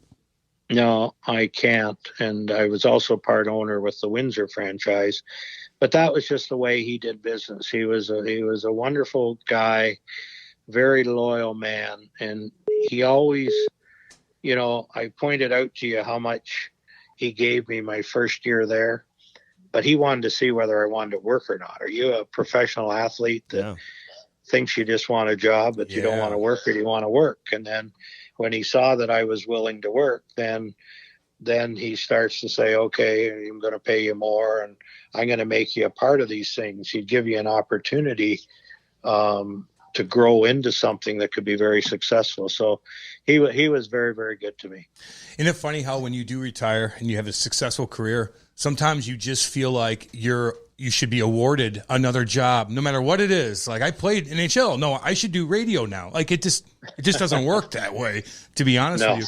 But hey, how cool is Windsor, though? I played there. So maybe I should thank you for, like, kickstarting my career coming from Eureka, Missouri, living with an 85-year-old couple, which I did, and I sucked it up. And so, I mean, how cool is that town? We have so many listeners from Windsor that listen to this podcast right now, but playing in that town, they love you. And that small barn, Jimmy, no one could hide in there. Nobody could hide. And if you had the right makeup of a team, the visiting team was hard to come in and win a game, but I loved Windsor, it was just 4 years that I really enjoyed. I took over a team that wasn't very good, and over that period of time, which it's a cycle in junior hockey anyways, every 4 years, but we just improved every year. That year that we lost in the Memorial Cup, in the final game, it was actually, I think we were winning by 2 goals with 6 minutes left, and we lost in regulation to Medicine Hat. But we had won 37 out of our last 38 games going into that final game. Wow! So wait, who'd you have? Was that Adam Graves' team and like Glenn Featherstone and those guys? Like God. Adam Graves, Featherstone, the Shannon brothers, Kelly Kane. David Haas. I mean, we had a really, really good team. It's funny because I learned a lot, as you should, as you're going along. But Adam Graves was the guy that had the most successful NHL career, but he was the third line left winger on that team. Oh, how many times did you try to get him in Carolina?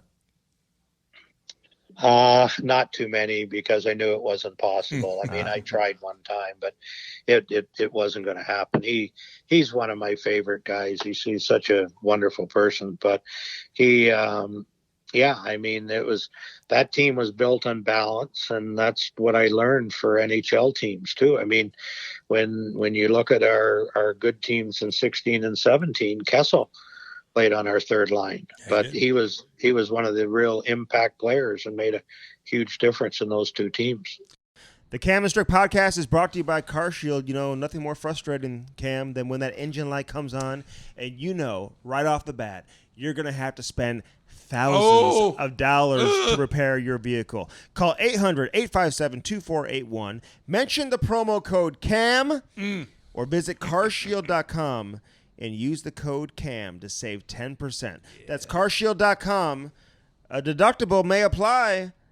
Save yourself money. Sign up and get your coverage now with carshield.com. Now back to the interview.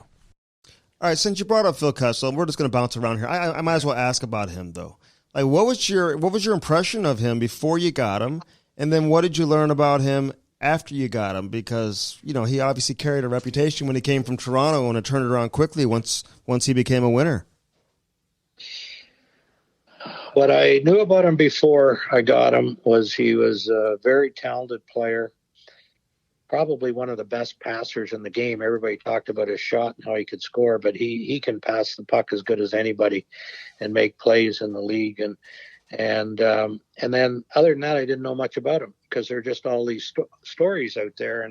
And what do you believe? You can only believe so many of the stories about people. So I just thought that when he became available, that he could first come to Pittsburgh and not be the guy and have all the pressure on him. And then also, if he played the way he's capable, take some of the pressure off Sid and Gino. And so anyways, we got him. And then when we got him, I learned a lot about him. I got to know him. I think he's a very misunderstood person.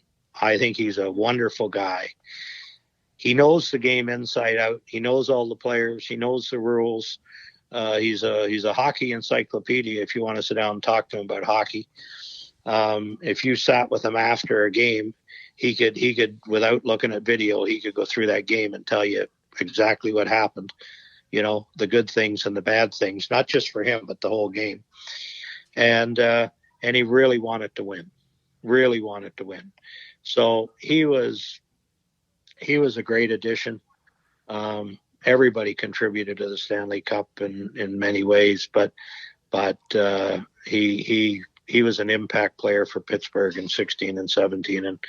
And to this day, I really like the guy. You know, I trade guys. I feel bad about it, but in the cap system, you have to trade guys like that because you have to stay within the cap. And so anyways, I see he's still scoring goals for Arizona. He's got 8 or 9 goals this year, which isn't bad. Yeah. No, well, it's when not you play bad. in Toronto and you get ragged on that much, you're like, no, I need to become a winner after that. It's tough. But they make such a big deal out of certain guys though too, right? They just find the guy. It's like man. Nylander now is all of a sudden starting to score, but they were on him like last week. All right, so yeah, you're in Florida or Hartford, I should say. Big difference. Like, what's going on in Hartford? Like, did you just know when you're there? Okay, this probably is not going to work long term. Like, when did you start to realize that? Well, the way that the sale of the team was structured. It was structured for the team to leave, quite frankly. I mean, I think Pete Kermanis bought it for like $22 million, and then it was really the price of the team was 80, but it was $22 million in cash, and then the losses for the next 4 years would go towards the $80 million. And if you got over the $80 million in losses, you had the right to leave the city. And so it was almost, you know, the people that put together that deal was almost saying, you know, go ahead. So we were in the third year, and we said, you know, the arena was not going to work. You have to get a modern arena to make this work. And if you can do that, you know, we could keep up with the revenue streams of other teams. And so the governor was a year away from an election.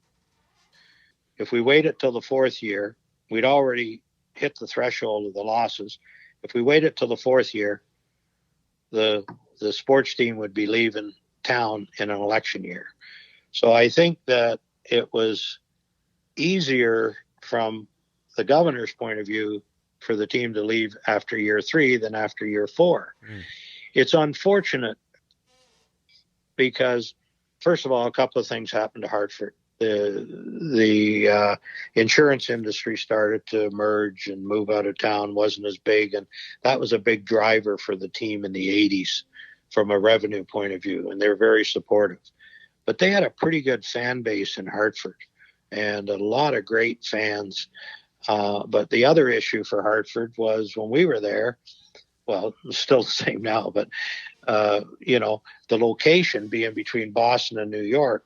But when we were there, you had several teams from both cities being televised in that market.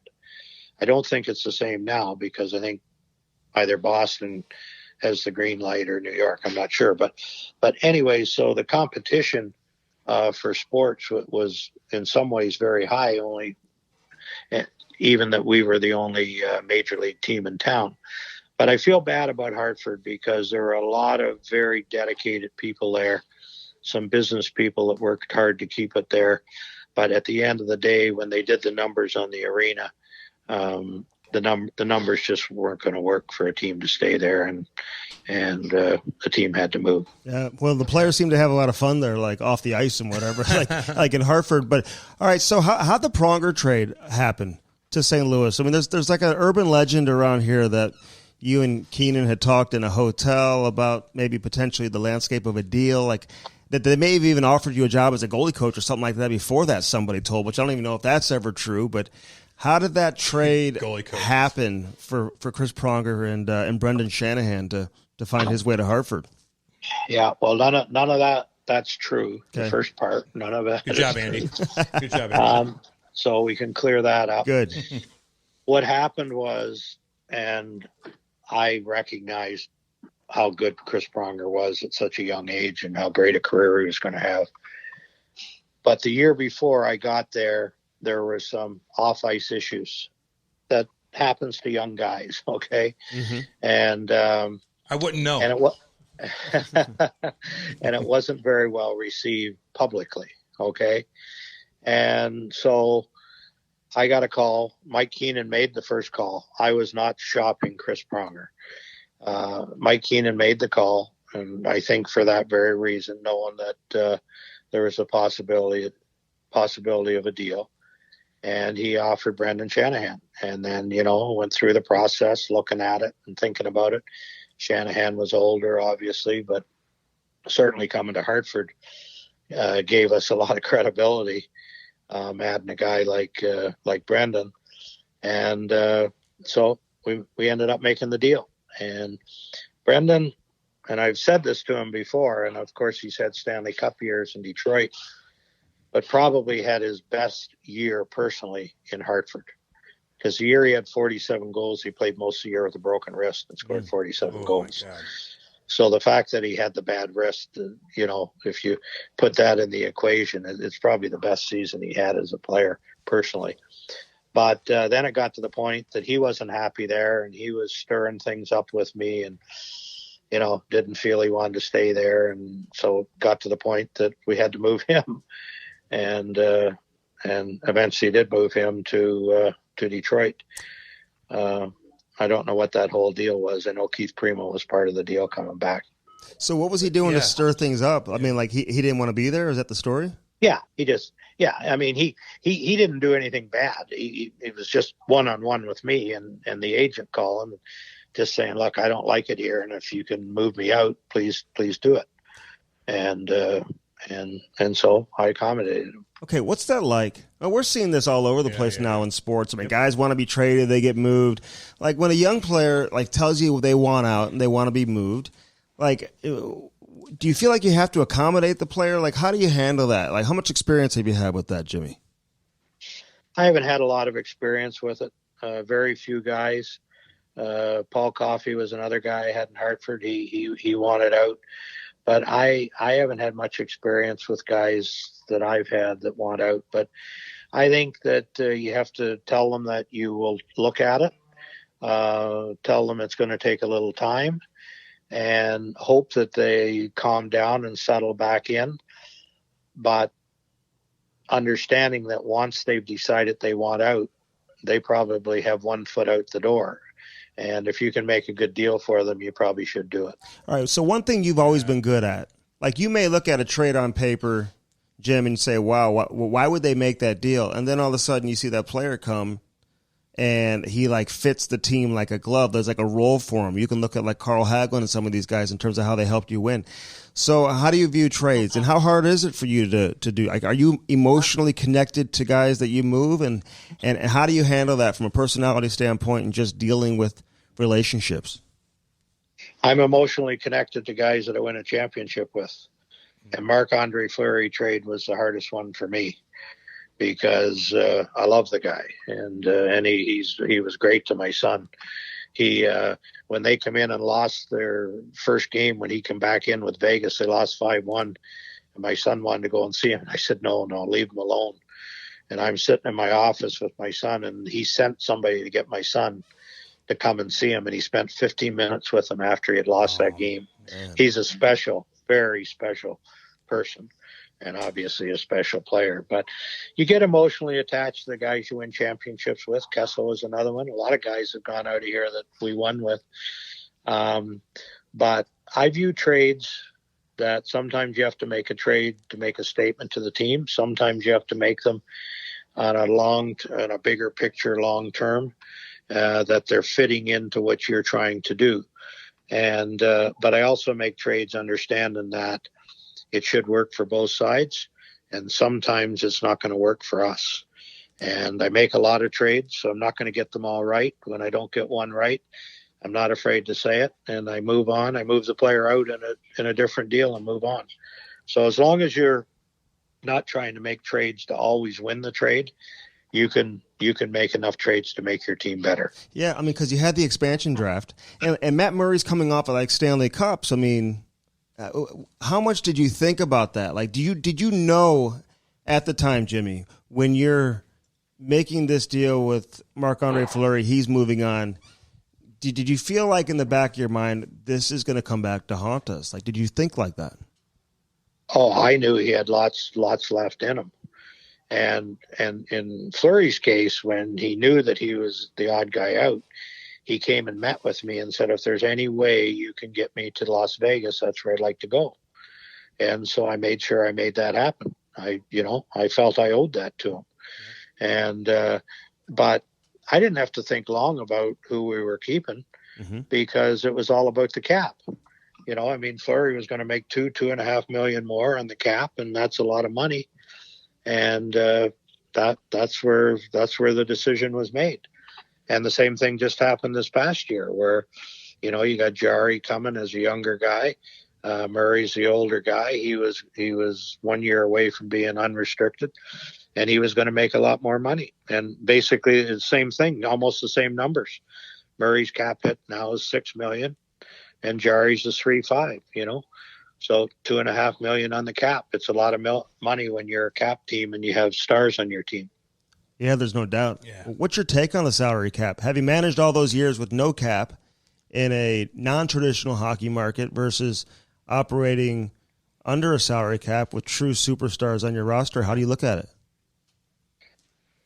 Well, I think it's, unfortunately now with COVID, the cap's flat and it's not continuing to go up. But I think the new system that the league put in was a good system. It was fair. The players still continue to make more money. Their salaries grew. And it was a safety net to protect all the franchises. And that's important to the players also, because you don't want to lose franchises if teams are going out of business. So the new system is good. It certainly makes it harder for the managers, much harder right now when the cap was reduced to 81.5, and now it's going to be flat for the next couple of years. So the managers have their work cut out for them. We did last year. Going into next year and the next couple of years, it's going to be hard. You'll see some good players get moved around. Of course, Seattle's going to gobble up some of them, which will level things off. All right, you mentioned your emotional connection with all these players. So Crosby, Malkin, obviously the face of your championships, right? In terms of how big of superstars they are. Yeah. So what's your relationship with those guys? Like, do you feel like you have to treat them differently than the rest of the players on the team because they're so big? And what was your interaction with them over the years? How close were you guys? Most of the interaction was done through Mike Sullivan. I was aware of what was going on all the time. I try not to get too close to the players, but close enough that they know that they can come to me with any issues that they have. Sid is a guy that I wouldn't bother.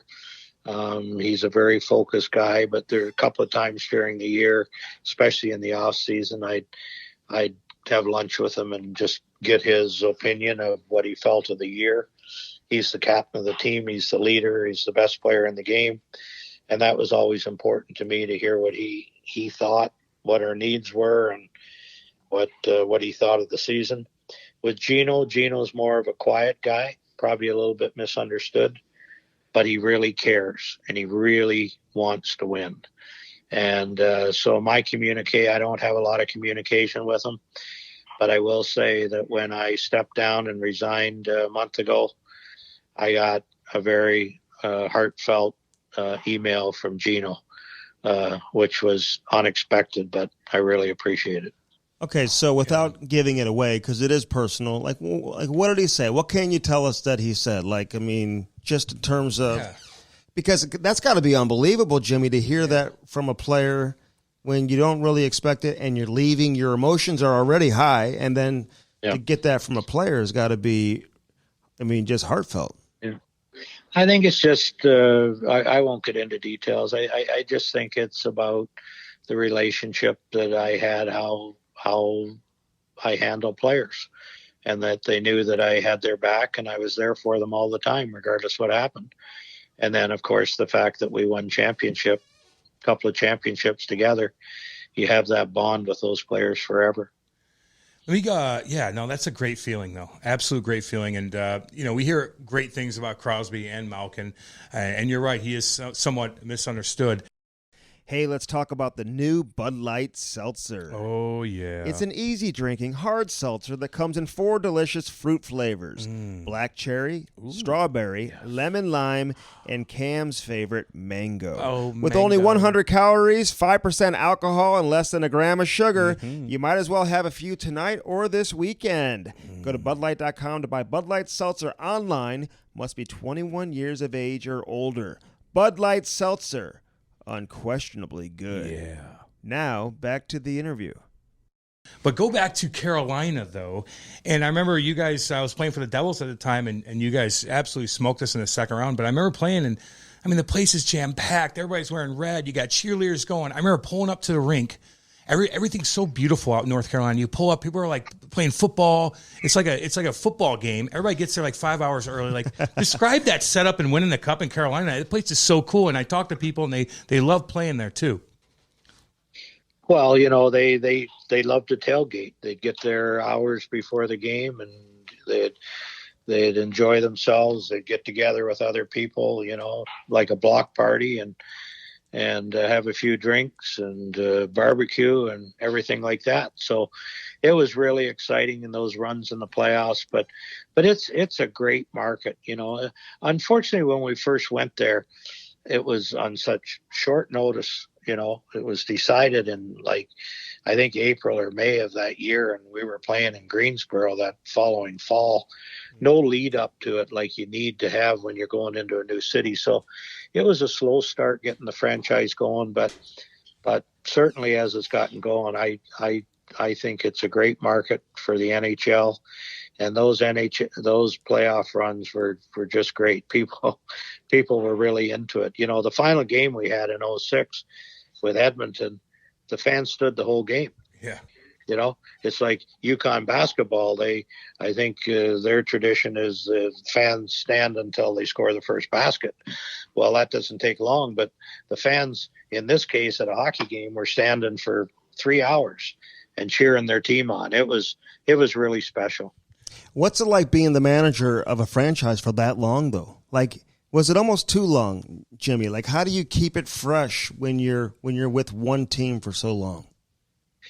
Well, whether you're with one team or not, or you're just a manager a long time, what I tried to do is give guys a job right after they're retired. Like you look in Carolina, it was Glenn Wesley at one point, and Ronnie Francis and Rod Brindamore. So they're sharing with me their ideas of how the game is changing.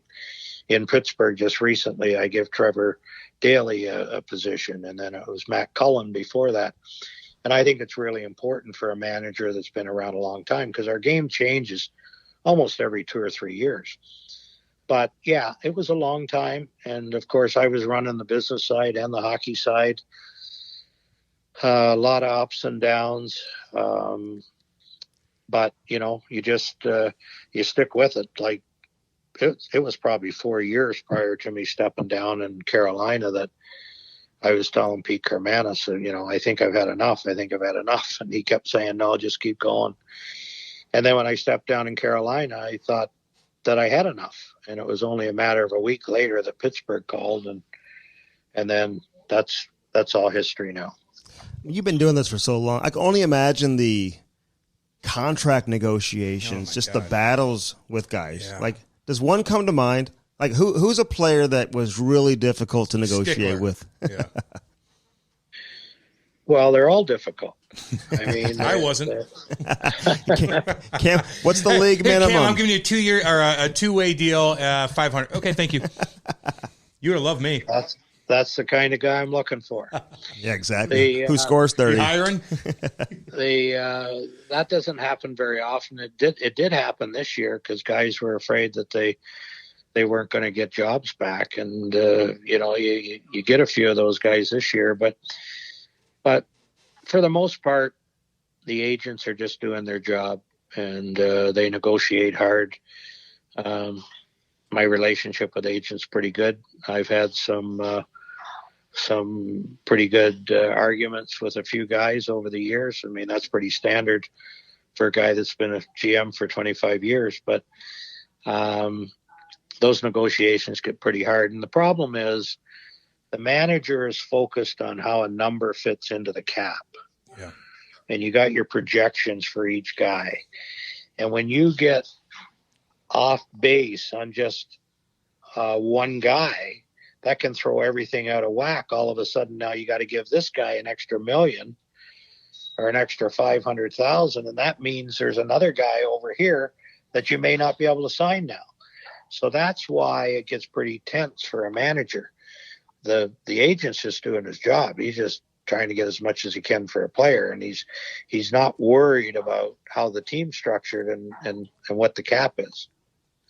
So you have to deal with a lot of different GMs as well, and trades and things like that. And one name comes to my mind who I absolutely adore is Lou Lamoriello.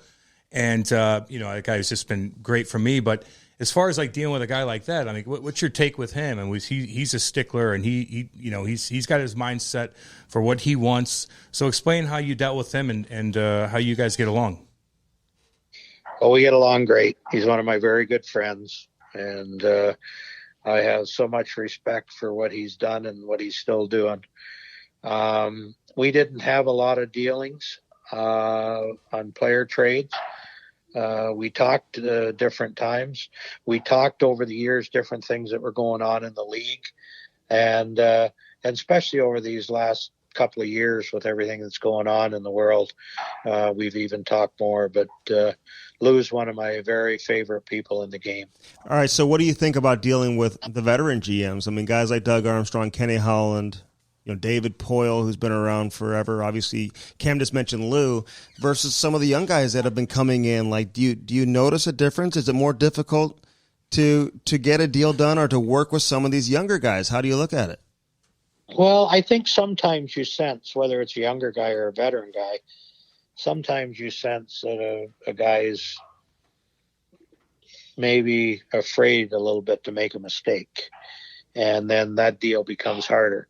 But, when guys were with me like Billy Guerin and Jason Botterill and Fitzy and those guys working their way to be general manager, we would talk about different deals. I remember one day talking to Billy Guerin, and we would talk about this deal, and Billy would have his ideas, and different guys would have their ideas, and you should try to get an extra pick, or you should try to get a second round pick instead of a fourth, or whatever.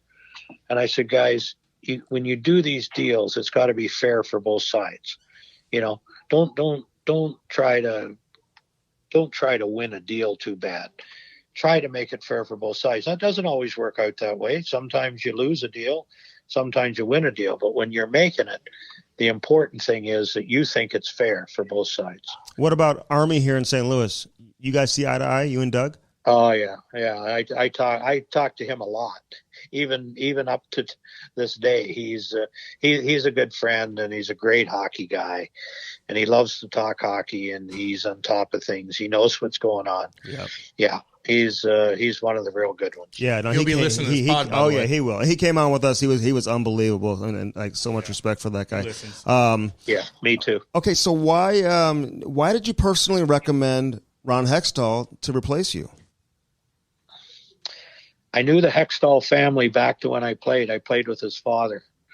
And when Ron Hextall was 5 or 6 years old, I used to come home from practice, get on my hands and knees and play ball hockey with him because we lived in the same apartment complex. And so I knew that family for a long time. I followed his career. I loved him as a goalie. And I love the work he did as a GM. Him and I sat beside each other at GM's meetings because we go in alphabetical order. Mm-hmm. But I really had a lot of respect for what he did in Philadelphia. He was building piece by piece that franchise, and he really built the foundation for what the Flyers team is today. Of course, Chuck Fletcher come in, and he made some trades and he improved it to get it to where it is now, to mold it. But Hexy really did a good job there. And so over the last couple of years, talking with David Morehouse, we'd talk a little bit about, and eventually that I would not be the GM. What would I do? And who I thought should come in for me. And I told him for 2 years, Ron Hextall. And even after I stepped down, a couple of days after I stepped down, David called me and he said, making lots of calls, getting a lot of names. And he says, who's your recommendation? I said, well, it hasn't changed. It's Ron Hextall. And then when they announced it was him, I was really happy that he got it. Yeah, no, he was great when he came on with us. Also, awesome. Love that conversation, and happy to see him get another job. All right, so what's he inheriting in Pittsburgh? Because Jim, I know you hear the criticism. They say no prospects, no draft picks. They've got some contracts they're going to have to make some tough decisions on. So what's he inheriting in Pittsburgh now? Well, I don't hear a lot of the stuff because I don't read all the different things and whatnot, but I traded a lot of first-round draft picks to give this group a chance to win the Stanley Cup, and we got something to show for it. We got 2 Stanley Cups. And the fact of the matter is, if we'd have kept the first-round picks, those are players that would not have been on the team helping Sidney Crosby win a Stanley Cup. So it was the right thing to do. It was approved by ownership. They understood what I was doing. But a couple of years ago, they were talking about how the team's getting older and, don't have any younger players.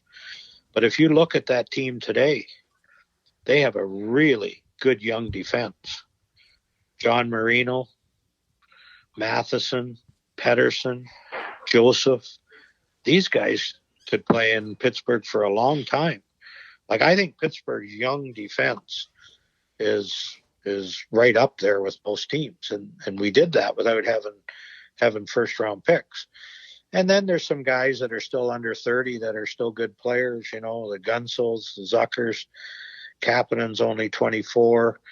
And there's some young players coming. There's not a lot of young players coming. But if you're just building on younger players when you're trying to win Stanley Cups, you're not going to do it because they're not going to be able to jump in the lineup quick enough to help that core guys like Crosby and Malkin and Letang and those guys.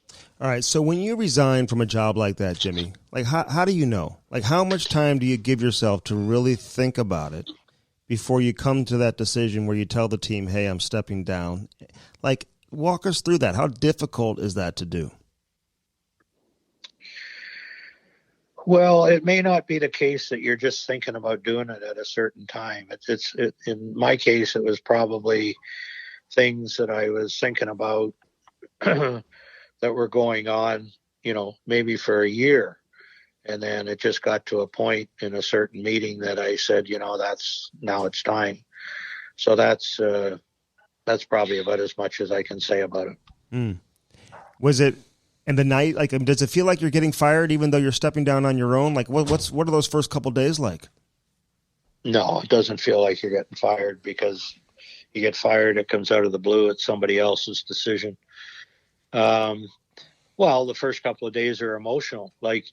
It was, the best way to describe it, it was like being at a funeral, because those first couple of days I got texts and emails and calls, probably from twice as many people than I expected to. I probably have more friends in the game than I even realized, which I'm really proud of.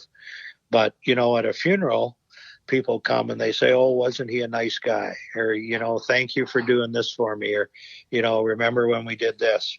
But you're gone. You're in the casket. You can't respond to them. In this case, it was something that came to an end, and I was hearing all these things from people, all these nice things, but I was actually here to hear them. And so that's how the first 2 days felt. And then time went along, and, we went through this COVID thing, and my son not going to school and not playing hockey and all that. And I got vaccinated shortly after I stepped down, and now we're getting back to a normal way of life. But I think the quarantine and COVID wore on me a lot, and maybe wore me down a little bit. But with the vaccination now and that behind me, and had a month to think about it, I'm refreshed, and I'm getting kind of antsy again. Yeah, I bet. Well, your wife wants you out. We know that. No Jim. doubt about it. Well, you're not cooking, so then she's like, "What are we doing here?" But I think everybody was worried about you. I mean, everybody was very surprised, and they're probably like, "Well, are you okay?" And that's why, you just know the hockey community is great when you've been in the game that long, and you kind of go out like that. Guys worry about you, man. You did a lot for a lot of people, Jimmy. Damn. Well, it's part of the issue was the way the press release was worded. They said for personal reasons, and when you say that, the first thing everybody thinks is he's sick or is a family member sick. So that was the first question I got from everybody that texted me or called me. And then once that got out of the way, all the people said, "I really don't care what happened. I just want to make sure you're okay." Time to talk about our boy Dan Bellman. Ooh. Bellman.com. That's with 2 N's, not one. BEHLMANN.com. Hey, check out the new inventory. Check out the pre-owned vehicles. You looking for a Chrysler, a Dodge, a Jeep, or Ram? How about a Cadillac or a Buick GMC? All in Troy, Missouri. Get your new wheels in time for the winter. Now back to the interview. Okay, so you're 72, and you've already come out and said that you want to get back in. Now, why do you want to get back in, Jimmy? Yeah, chill, as opposed to just kicking your feet back up. Yeah, and what's more appealing to you? Is it to get back and manage, or do you see Brian Burke step in as a president, JD, some of these other guys that do that? Would that be appealing to you as well? Well, let's back up first. What I wanted to make sure was that people understood that I wasn't retiring at that point in time. So now I'm still under contract with Pittsburgh till June. I want to take these months just to think about where I'm at in my life, what I want to do. And I may very well say in July that I'm going to retire. So, but I wanted to make it clear that that wasn't final at that point. But to your point, if I do decide to work again and go back with the team, president of hockey operations is something I would consider. It was something in Pittsburgh that I had told David Morehouse for a couple of years that I would consider doing. So, it could be as a GM, it could be president of hockey operation, it could be a smaller role and just be an advisor with some team. Well, what needs to take place for you to make that decision? If you go back home, you're sick of looking at your beautiful landscape. Maybe your boat doesn't work right now because you got to get it fixed. You're like, you know what? I'm bored. I want to start doing this. But if you go back and you kick your feet up and you relax, you're just like, you know what? I'm going to chill. Yeah, I don't know. We'll see. I mean, I watch all the games every night to stay on top of the players and know what's going on. I think the biggest thing is, first of all, somebody is going to have interest in me to do something. And if that's the case, does it make sense for them? And does it make sense for me? I do not want somebody's job. I'm not making calls. I'm not going to make calls to some team that's not doing well this year and say, I'd like to be your GM. That I don't need. I've done enough in this game. But if there's an opening, a position that opens up, as you suggested, like president of hockey operations, and it's with the right team and makes sense for my family, I'll take a look at it. Yeah, just a few few more minutes. On the right podcast for that, by the way. We get Jimmy. jobs. We get people jobs, Jimmy. Your phone's going to be ringing off the hook tomorrow, just so you know. People will be calling. No, seriously. Hey, and first off, I love the fact that you have this managerial tree. I mean, you should be really proud of that, Jimmy. Big time. First off, like we hear about that in football all the time, the coaching tree in hockey as well, man. But for you to have a tree as a GM, there's something to be said for that. Yeah, we got Ron Francis, Billy Guerin, Jason Botterill, Fitzy. And then the coaches that I started out were Paul Maurice and Peter DeBoer. Oh, yeah. Didn't you coach Peter DeBoer? I had Pete. I had Peter DeBoer in Windsor in junior hockey. He was the 6th-round pick. Look at that. I remember it like it was yesterday at the end of training camp, that first training camp. He's a young guy, 17 years old. Him and his mom and dad were standing out in the lobby. They wanted to talk to me, and he didn't think he made the team coming out of camp, and he didn't think he wanted to stay. He was too young, and I just think I want to go home. And so I convinced him that was not the right thing to do. And so he stayed. He was a good junior. He was a really good junior. And then when he finished, we brought him back into the CompuWare hockey family, and he started coaching. I believe with the junior wings is where he started. Damn, I wish I would have known that when he coached me that he wanted to quit at an early age. I wish I would have had that material. Great guy. He's a great coach too. I love him. He is. He sure is. What's your relationship like with Mario? Like, how involved is he on the hockey side? Like, is he coming down? Are you guys talking lineup decisions, all that type of stuff? Does he stay out of that? What was it like working side by side with him? It was the best. It was the best thing happened in my career. He's the classiest person and hockey guy that I've met, and to this day I feel the same way. He didn't interfere very much. He used to just always say, Jim, if you make a trade, just give me a heads up before I read it somewhere, and if you want to talk about anything, give me a call. And I did. I would call him periodically and say, look, here's the situation. You got any advice? But at no time did he ever interfere.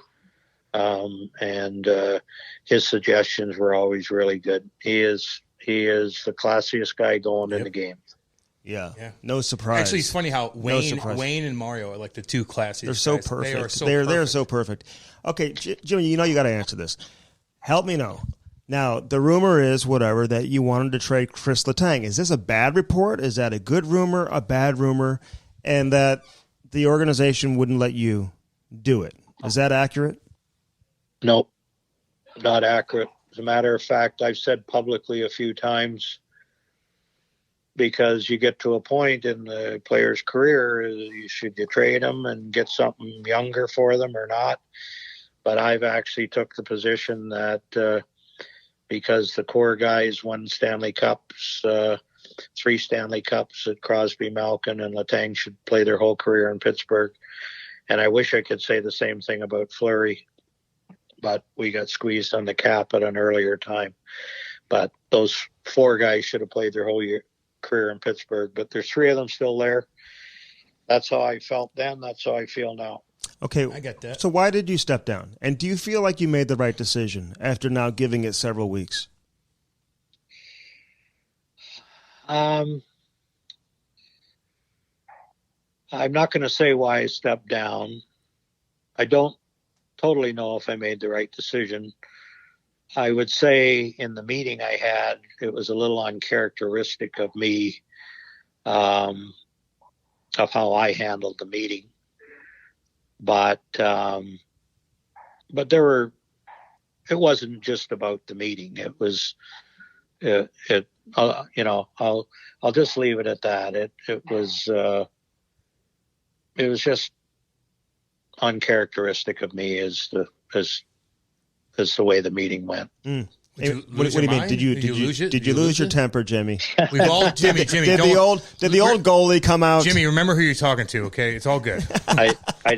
I did not lose my temper. No, okay. I did not. I was in full control of my thoughts. Okay. All right. You just maybe said some things. Maybe listen. It's an emotional time. I yell at Andy all the damn time. People may not know, all the kids out there. Are you the first one to ever have a design on your helmet? Yeah. Is that true? Yeah, his buddy did it. I don't know. That's debatable. Somebody has said there was somebody else ahead of me or not. But the story with that was, when I played in Pittsburgh, I had a blue mask. That was their color then. That light blue. Oh yeah. And I was hurt at the time. I'd been out with the knee ligaments, and I was out for about 6 weeks. And Ken Schinkel, the coach, kept coming to me for a week, and he said, we got this big game in St. Louis next week. I really hope you're ready. And he'd ask me every day, and I'd say, no, I'm not ready. The day before the St. Louis game, he says, I need you to play in St. Louis tomorrow night. Are you ready? And I said, no, I'm not, but I will play.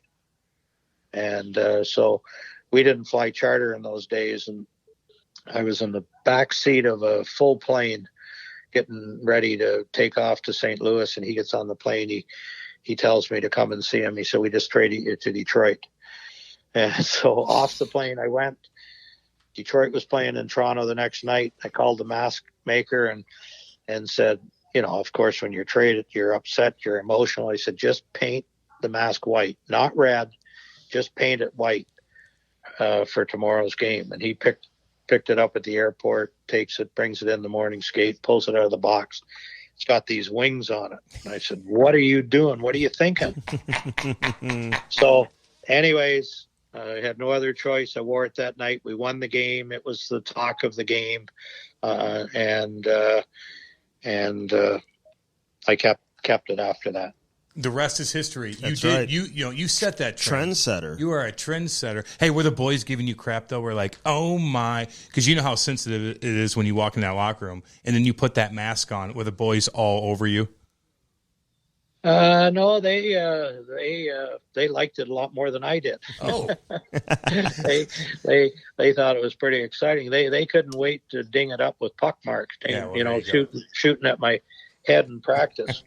And if you have a bad haircut and you walk in the locker room, the guys are going to torture you. But you get your face mask painted, they don't care. Funny how that works. Hey, Jimmy, listen, you're the best, Jimmy. I appreciate you coming on, and all the best to you. I hope you just get to. Are you in Pittsburgh? Is that where you stay now? Is that where you're staying? Yeah, okay. Yeah. We still have our home in Carolina. My daughter teaches school there, so we like to spend time there. But we're in Pittsburgh right now. Carolina's beautiful, though. I know. Are you in the mountains looking over like the hills? Like No. He's in Raleigh. I'm right in Raleigh. Right. Raleigh's beautiful.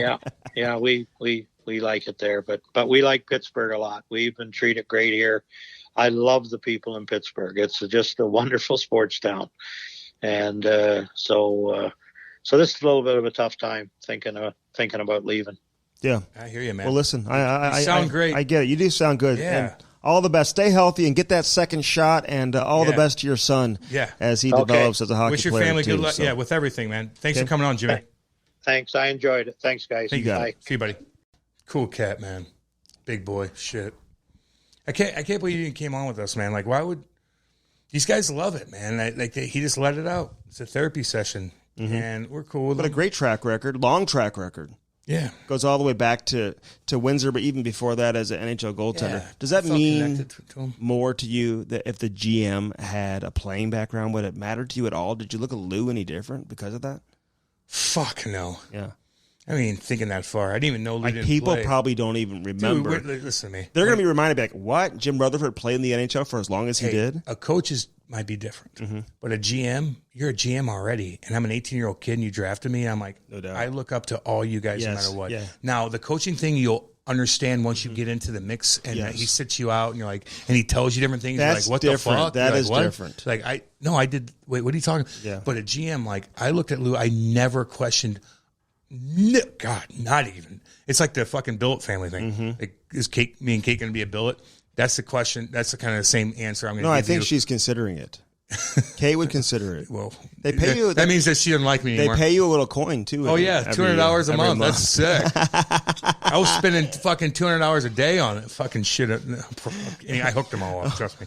But no, I never thought. No, Lou is so like God. He's so accomplished. Like, how can you even think that?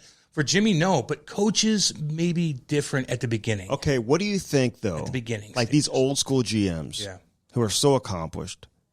Lou, Kenny Holland, Doug Armstrong, Dougie, the buddies, Jim Rutherford, all our buddies. You know, Brian Burke, who's now a president, whatever. Yeah, we are. You know, David Poyle's been in the game for a long time. Too. We'll get him on. We'll get him on. Nashville's got their own issues right now. I know. They got a lot of bad contracts. Tons of bad contracts. I'm not happy about that, David, right now, just with the contracts and stuff. And my boy, Luke Cunning's on there. We got to make sure we're taking care of him. If he's single, he's okay. No, he's got a beautiful girlfriend. Has for a long time. Good for her.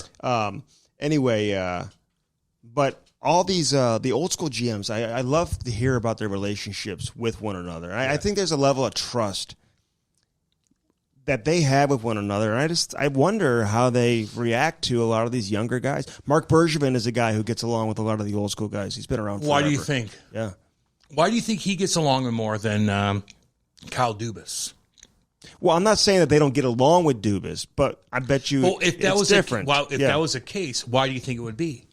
Because of the playing factor, of course. They already know Marc Bergevin. Correct. They know everything about his personality, what he does there, how he's going to react. When you call him, he's going to chirp you off the bat. He's going to be funny, and then you're going to get into business. Exactly. Kyle Dubas is like, I'm going to This is what I'm going to do. I have numbers crunched, and I'm going to... And they're like, well, no, let's just talk real quick. Are you chirping Kyle Dubas? No, I didn't. No, I'm not I used to have breakfast with him back in the day. Well, you look just like him.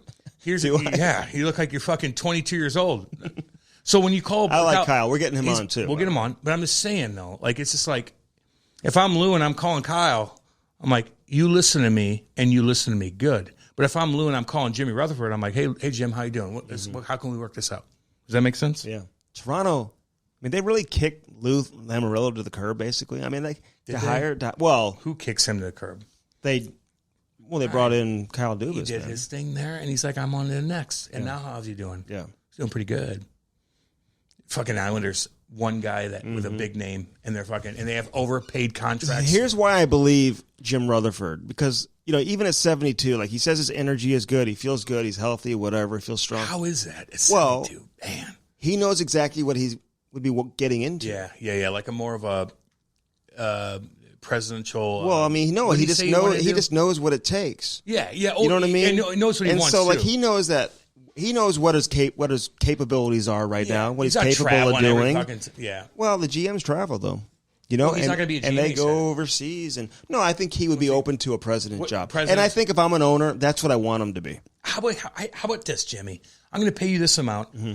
I want you on the conference calls. I want you to fly up here once in a while. I want you around the guys here and there. I want you around our team when we make big decisions, and I'm going to pay you this. And so here's Wouldn't that be cool? I could see Doug Armstrong, Kenny Holland, those guys eventually before they're done. I could see them moving into a presidential role. Oh, totally. Or having somebody work under them. Or how about this? How about a GM saying, "We got a little bit of money. We need just an extra guy that's been here before to come stabilize our meetings." Well, just say, hey, like, we're close. Like here's my. Let me pick your fucking brain, Jimmy. You get a fucking big brain. Come in here, sit down with us. We're gonna pay you here. You don't do too much, but let me pick your goddamn smart fucking brain. Yeah, but he's got to have some autonomy. Some. Well, I'm just saying, got to be in charge, dude. He's not looking to just be like a consultant. Well, why not? And get paid money to be a consultant? Because he wants these guys like to run teams, dude. You know that. Okay, they like to be in charge. At 72 years old, you want to run a team and be on the road every fucking fine. As a president, he doesn't have to be. Okay. As a president, you don't. Fine, I get that. But on the other hand, at that age, though, if you still want to be in the game and you don't have to have both feet in the fire. Why wouldn't you just be a consultant and make money and do? Well, I'm with you. I don't disagree with what you're saying. I think for some of these guys, like he's just like, no, the way he sounds, he wants to run a team. He's not looking just to kind of help out. I think for you and I, like if we had money in the bank at 72, like you wouldn't have to convince me just to go get a spot. You're sitting in my basement. We're kicking our fucking feet up, and we just got done playing. And just 20,000. I would just be able to sit back and have no problem being like, "Wow, make a phone call. won 3 Stanley Cups. I had a great career. I'm in the Hockey Hall of Fame." I get you, man. But these guys, like, they're not like us, though, Andy. We talked about this morning. Me and you are the type of guys that we're going to bust our motherfucking ass. We're going to take care of our people, our family, your family. I'm taking care of Ty. I'm going to take care of the kids and Blay and maybe the wife once in a while. But the deal is... What are you doing with Ty? I'm going to take him as a son. And the dog, no. I'm going to... Because I get attached to people I'm close with. I get attached to their kids. Not everybody else's, but their kids. This is interesting. This is very don't get too attached now. Although, no, you can't. You can't. You don't want me around Ty, you out of your mind? You got to make him tough. Although he already is. It's in his genes to be tough. Okay, we just not talk? You should pay me to come over to your fucking house and to give you fucking shit. Did you hear what I said? It's in Ty's genes to be tough. He's inherited that. Okay, toughness. Was that Painter? Here's the point, though. I don't know, man. Me and you talked about this today. We bust our ass to take care of it. I want to kick my goddamn feet up and do podcasts and fucking chill in our house and do whatever the fuck we want and entertain our fans who love us, and we fucking bring the heat for them every goddamn day. I will never stop doing that. But why would I want to travel and be annoyed and this, that, and the other? If I had enough coin, I wouldn't want to do that. But I always want to entertain people. I think being president of hockey operations may be the best job in hockey. Might be. Especially if you're established and you have a GM working under you. And I think being a GM would be close. You know what the best job? I would love to be a general manager. You know what the best job in hockey is? What's that? having an unbelievable, successful fucking podcast. Playing career? No. Oh. No. Oh, a podcast. That's the best job in hockey. It's the best job in hockey is to play hockey, work with hockey like you do, and have a podcast that nobody fucking owns, that we get the big boys on, and we do whatever the fuck we want for the rest of our life. That's the best job in hockey. And I'm your boss, and you're my boss, and that's it. That's the best job in hockey. Write it fucking down. Okay. There you go. There you go. Well, I'm glad we got Jim Rutherford on, man. And we wish him all the best. He's going to be good, man. Yeah. He's good. He sounds cool. Dude, he didn't have to do that. So he's feeling pretty damn good. What does that tell you when a guy like Malkin opens up to him and emotionally pens a letter? It just means that they like him. Like, I would do, God, I cry, like, I'd do anything for I love Lou. how he talked about the emotional attachment you have to your players that you won a championship exactly, with. Man. I got to ask Doug Armstrong about that. Yeah, it's different. Like, do you look at your players, do you feel more connected to your players that you won with? No, he feels connected with Backus and shit like that. Don't get me wrong, like certain guys for sure, but your certain normal guys that won you a cup are in a different pedestal than the normal guys that just busted their ass for you that you didn't win. Does that come into play when you're negotiating with Jordan Binnington? Yes, and it stuff does. Like that? 1,000%. Of course it does. It's my guy, Absolutely. man. Kyle Clifford, 2 Stanley Cups. He got a million piece. He wouldn't even got a job if he didn't win the Stanley Cup. Like, seriously. Yeah, you really don't think so? That's interesting. No, I don't know. No, when you bring that label as a winner, you're a winner. as a character guy, you can bring into a locker room. I will take this. Even after sports, if you win a cup or you win a championship anywhere, like, you're automatically in a different pedestal. Even if you're a fourth line fucking dick, you won a cup. You're there. No, you're labeled. You're labeled, dude. You did it. So it's just different, man. Like these coaches, Steve Sullivan, all these guys, man. They're always going to have that. What are you going to say to them? Stanley Cup winner attached to their name. Steve Sullivan, what are you going to do for me? I'm going to win you a cup. Well, how? I just did twice. You fuck. Like, what are you going to say? Like, like, you have it. Yeah, I know. So anyway, that's it, baby. All right. That's it, baby. We liked having that's it, baby. Jim Rutherford on with us. We fucking get episode number 119 here on the Cam and Strick Podcast. Don't forget to go to that camandstrick.com website. Check out the hats. Man, check it all out, dudes. Shit, we love you all, man. We'll ship those off to you. Yeah. Have some other cool stuff coming up. If there was a cool thing I could fucking, if Andy and I could put on a goddamn golf, I'd have all you fuckers come down too. Shit. If we made a ton of money, I'd fly all you fuckers in and party. Maybe we might have the. You kidding? I give my money away. We're gonna have a golf tournament. Kate, like, it's probably gonna be a Belle Reeve. Get the fuck out of here! Don't even talk. We're going at my course, dude. Okay. Well, that is my course. I already actually have I got a membership there before you, which is so fun. I hope people know when you're lying, Andy. No, it's so true. I just hope they know when you're lying. Dude, they asked me to be a member at the course before they asked you. I want to make enough money to take all these fans that support us so much and entertain the fuck out of them. Well, you know what they can do? What? They can go sign up for CarShield today. Oh, my word. CarShield.com. 800-857-2481. That's the phone number. Again, get that protection. Take your car where you want it to have service. Pick your mechanic. It's that simple. 800-857-2481. Mention the promo code CAM.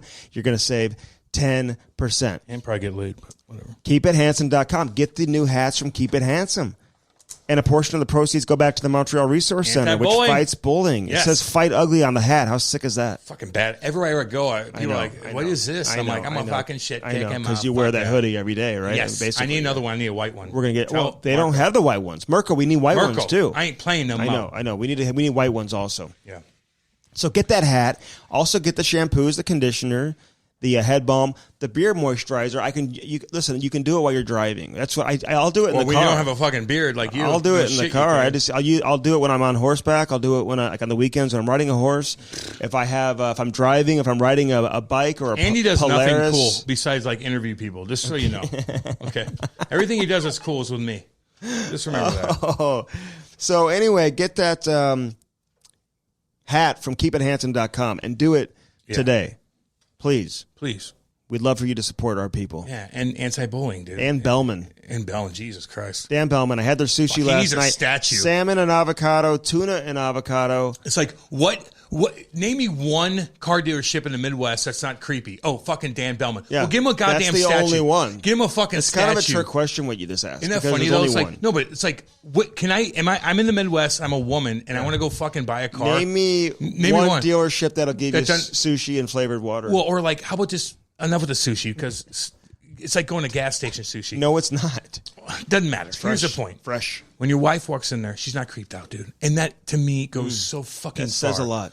Swinging dick motherfuckers. He needs a goddamn statue, Dan Bellman does. And he supports youth Where hockey. would you put it? Fucking downtown. Brett Hall Way. Wait, no, change the name of the street. Dan Bellman Way. Dan Bellman Way. Dan and Brett Hall Way. We're changing the name of the street Jesus to Dan Christ. Bellman Way. No, he needs a fucking... Get your car, Cadillac Buick GMC. Yeah. I'm looking at that Escalade, Dano. You know that. On the other side, you got the Chrysler Dodge Jeep Ram. Cam's looking at the pink Jeep. I don't give a fuck. So, and you're also looking at the Enclave. I know that the pearl white Enclave. The Buick. Yeah, the Buick. So, Tiger Woods. Kind of. the old Tiger Woods. I wish he was in a Buick. He may not have. You never know. He might not even have a broken leg. Probably. The stupid Hyundai he had. He was in a Hyundai. Fuck that They put stupid my thing. boy Tiger in a Hyundai. Hyundai? Get that Hyundai. Oh, yeah, a What, Hyundai. Those are fucking You're gonna awesome. do that to my boy. And I know it's the luxury brand. It's The like- luxury line is a Genesis, but you're gonna do that to my boy? It's like you're a Tiger? fucking badass. Like, Put his ass in a Tiger, Hyundai? I'm gonna put you in a fucking Is it Hyundai. Hyundai or Hyundai? How do you Tiger's say it? probably like, I know. oh, How do yeah. you say it? Hyundai? Han shit. The fuck I say. Go get that Buick. Fucking badass. Okay. Yeah. I actually agree with you. you write that on down? that one. Yeah, I agree with you on that one. You need to write down a lot of things, man. I teach people shit. Yeah, there's no doubt about it. When I drive black tie. Mm-hmm. And I get what I want. I get when I want it. And this is really just amazing stuff when you think about it. You know, maybe the future of car ownership, really, when you really truly look at it. Cam, there's so many different cars to choose from. You like the economy line, which I can really respect that about you. So they have lots of cars for I'm you a to Hoosier? choose from. Is that why? They have the gold, the silver, the package, or the gold, silver, bronze, and then platinum. And where's my character? So I'm a platinum member. You're an economy member, which is great. There's nothing wrong with that. But I like the exotic cars. You can have luxury cars. You can have economy cars. you do whatever you want. just download the app. Listen, it's that simple. So do it today. Get that app, and let's sign up. Let's get everybody signed up. Easy peasy. And if the weather's getting nice, sometimes it's shitty. So like, I'm going to get that fucking SUV. And they're like, no, I'm horny today. I'm taking my wife out. I'm getting a fucking Corvette. I'm kind of like riled up today. I got a thing going on. So you'd want a Corvette I'm gonna get a for that Corvette. I'm situation? gonna drive. I'm gonna go to dinner, and then we're gonna come home in a beautiful Corvette. And then my wife's gonna make sweet love to me because we're in a fucking badass car. Well, you better have some beer beside that moisturizer. fucking Hyundai. You better have some beer moisturizer. Okay. For my beard. Why? If you She want doesn't even care. if you want her to love you. Okay. Dude, she doesn't care. It's about going to take anything. more than just a She wants me to Corvette. like do a workout before we make love. So anyway, check that out. And get your hats today from Keep It Handsome. You can go to camandstrick.com as well and hook up some hats. All right, this has been episode number 119, the Cam and Strick Podcast. 119, damn, baby. With the long-time GM, Jim Rutherford, man. We appreciate him Love for you, coming buddy. on with us.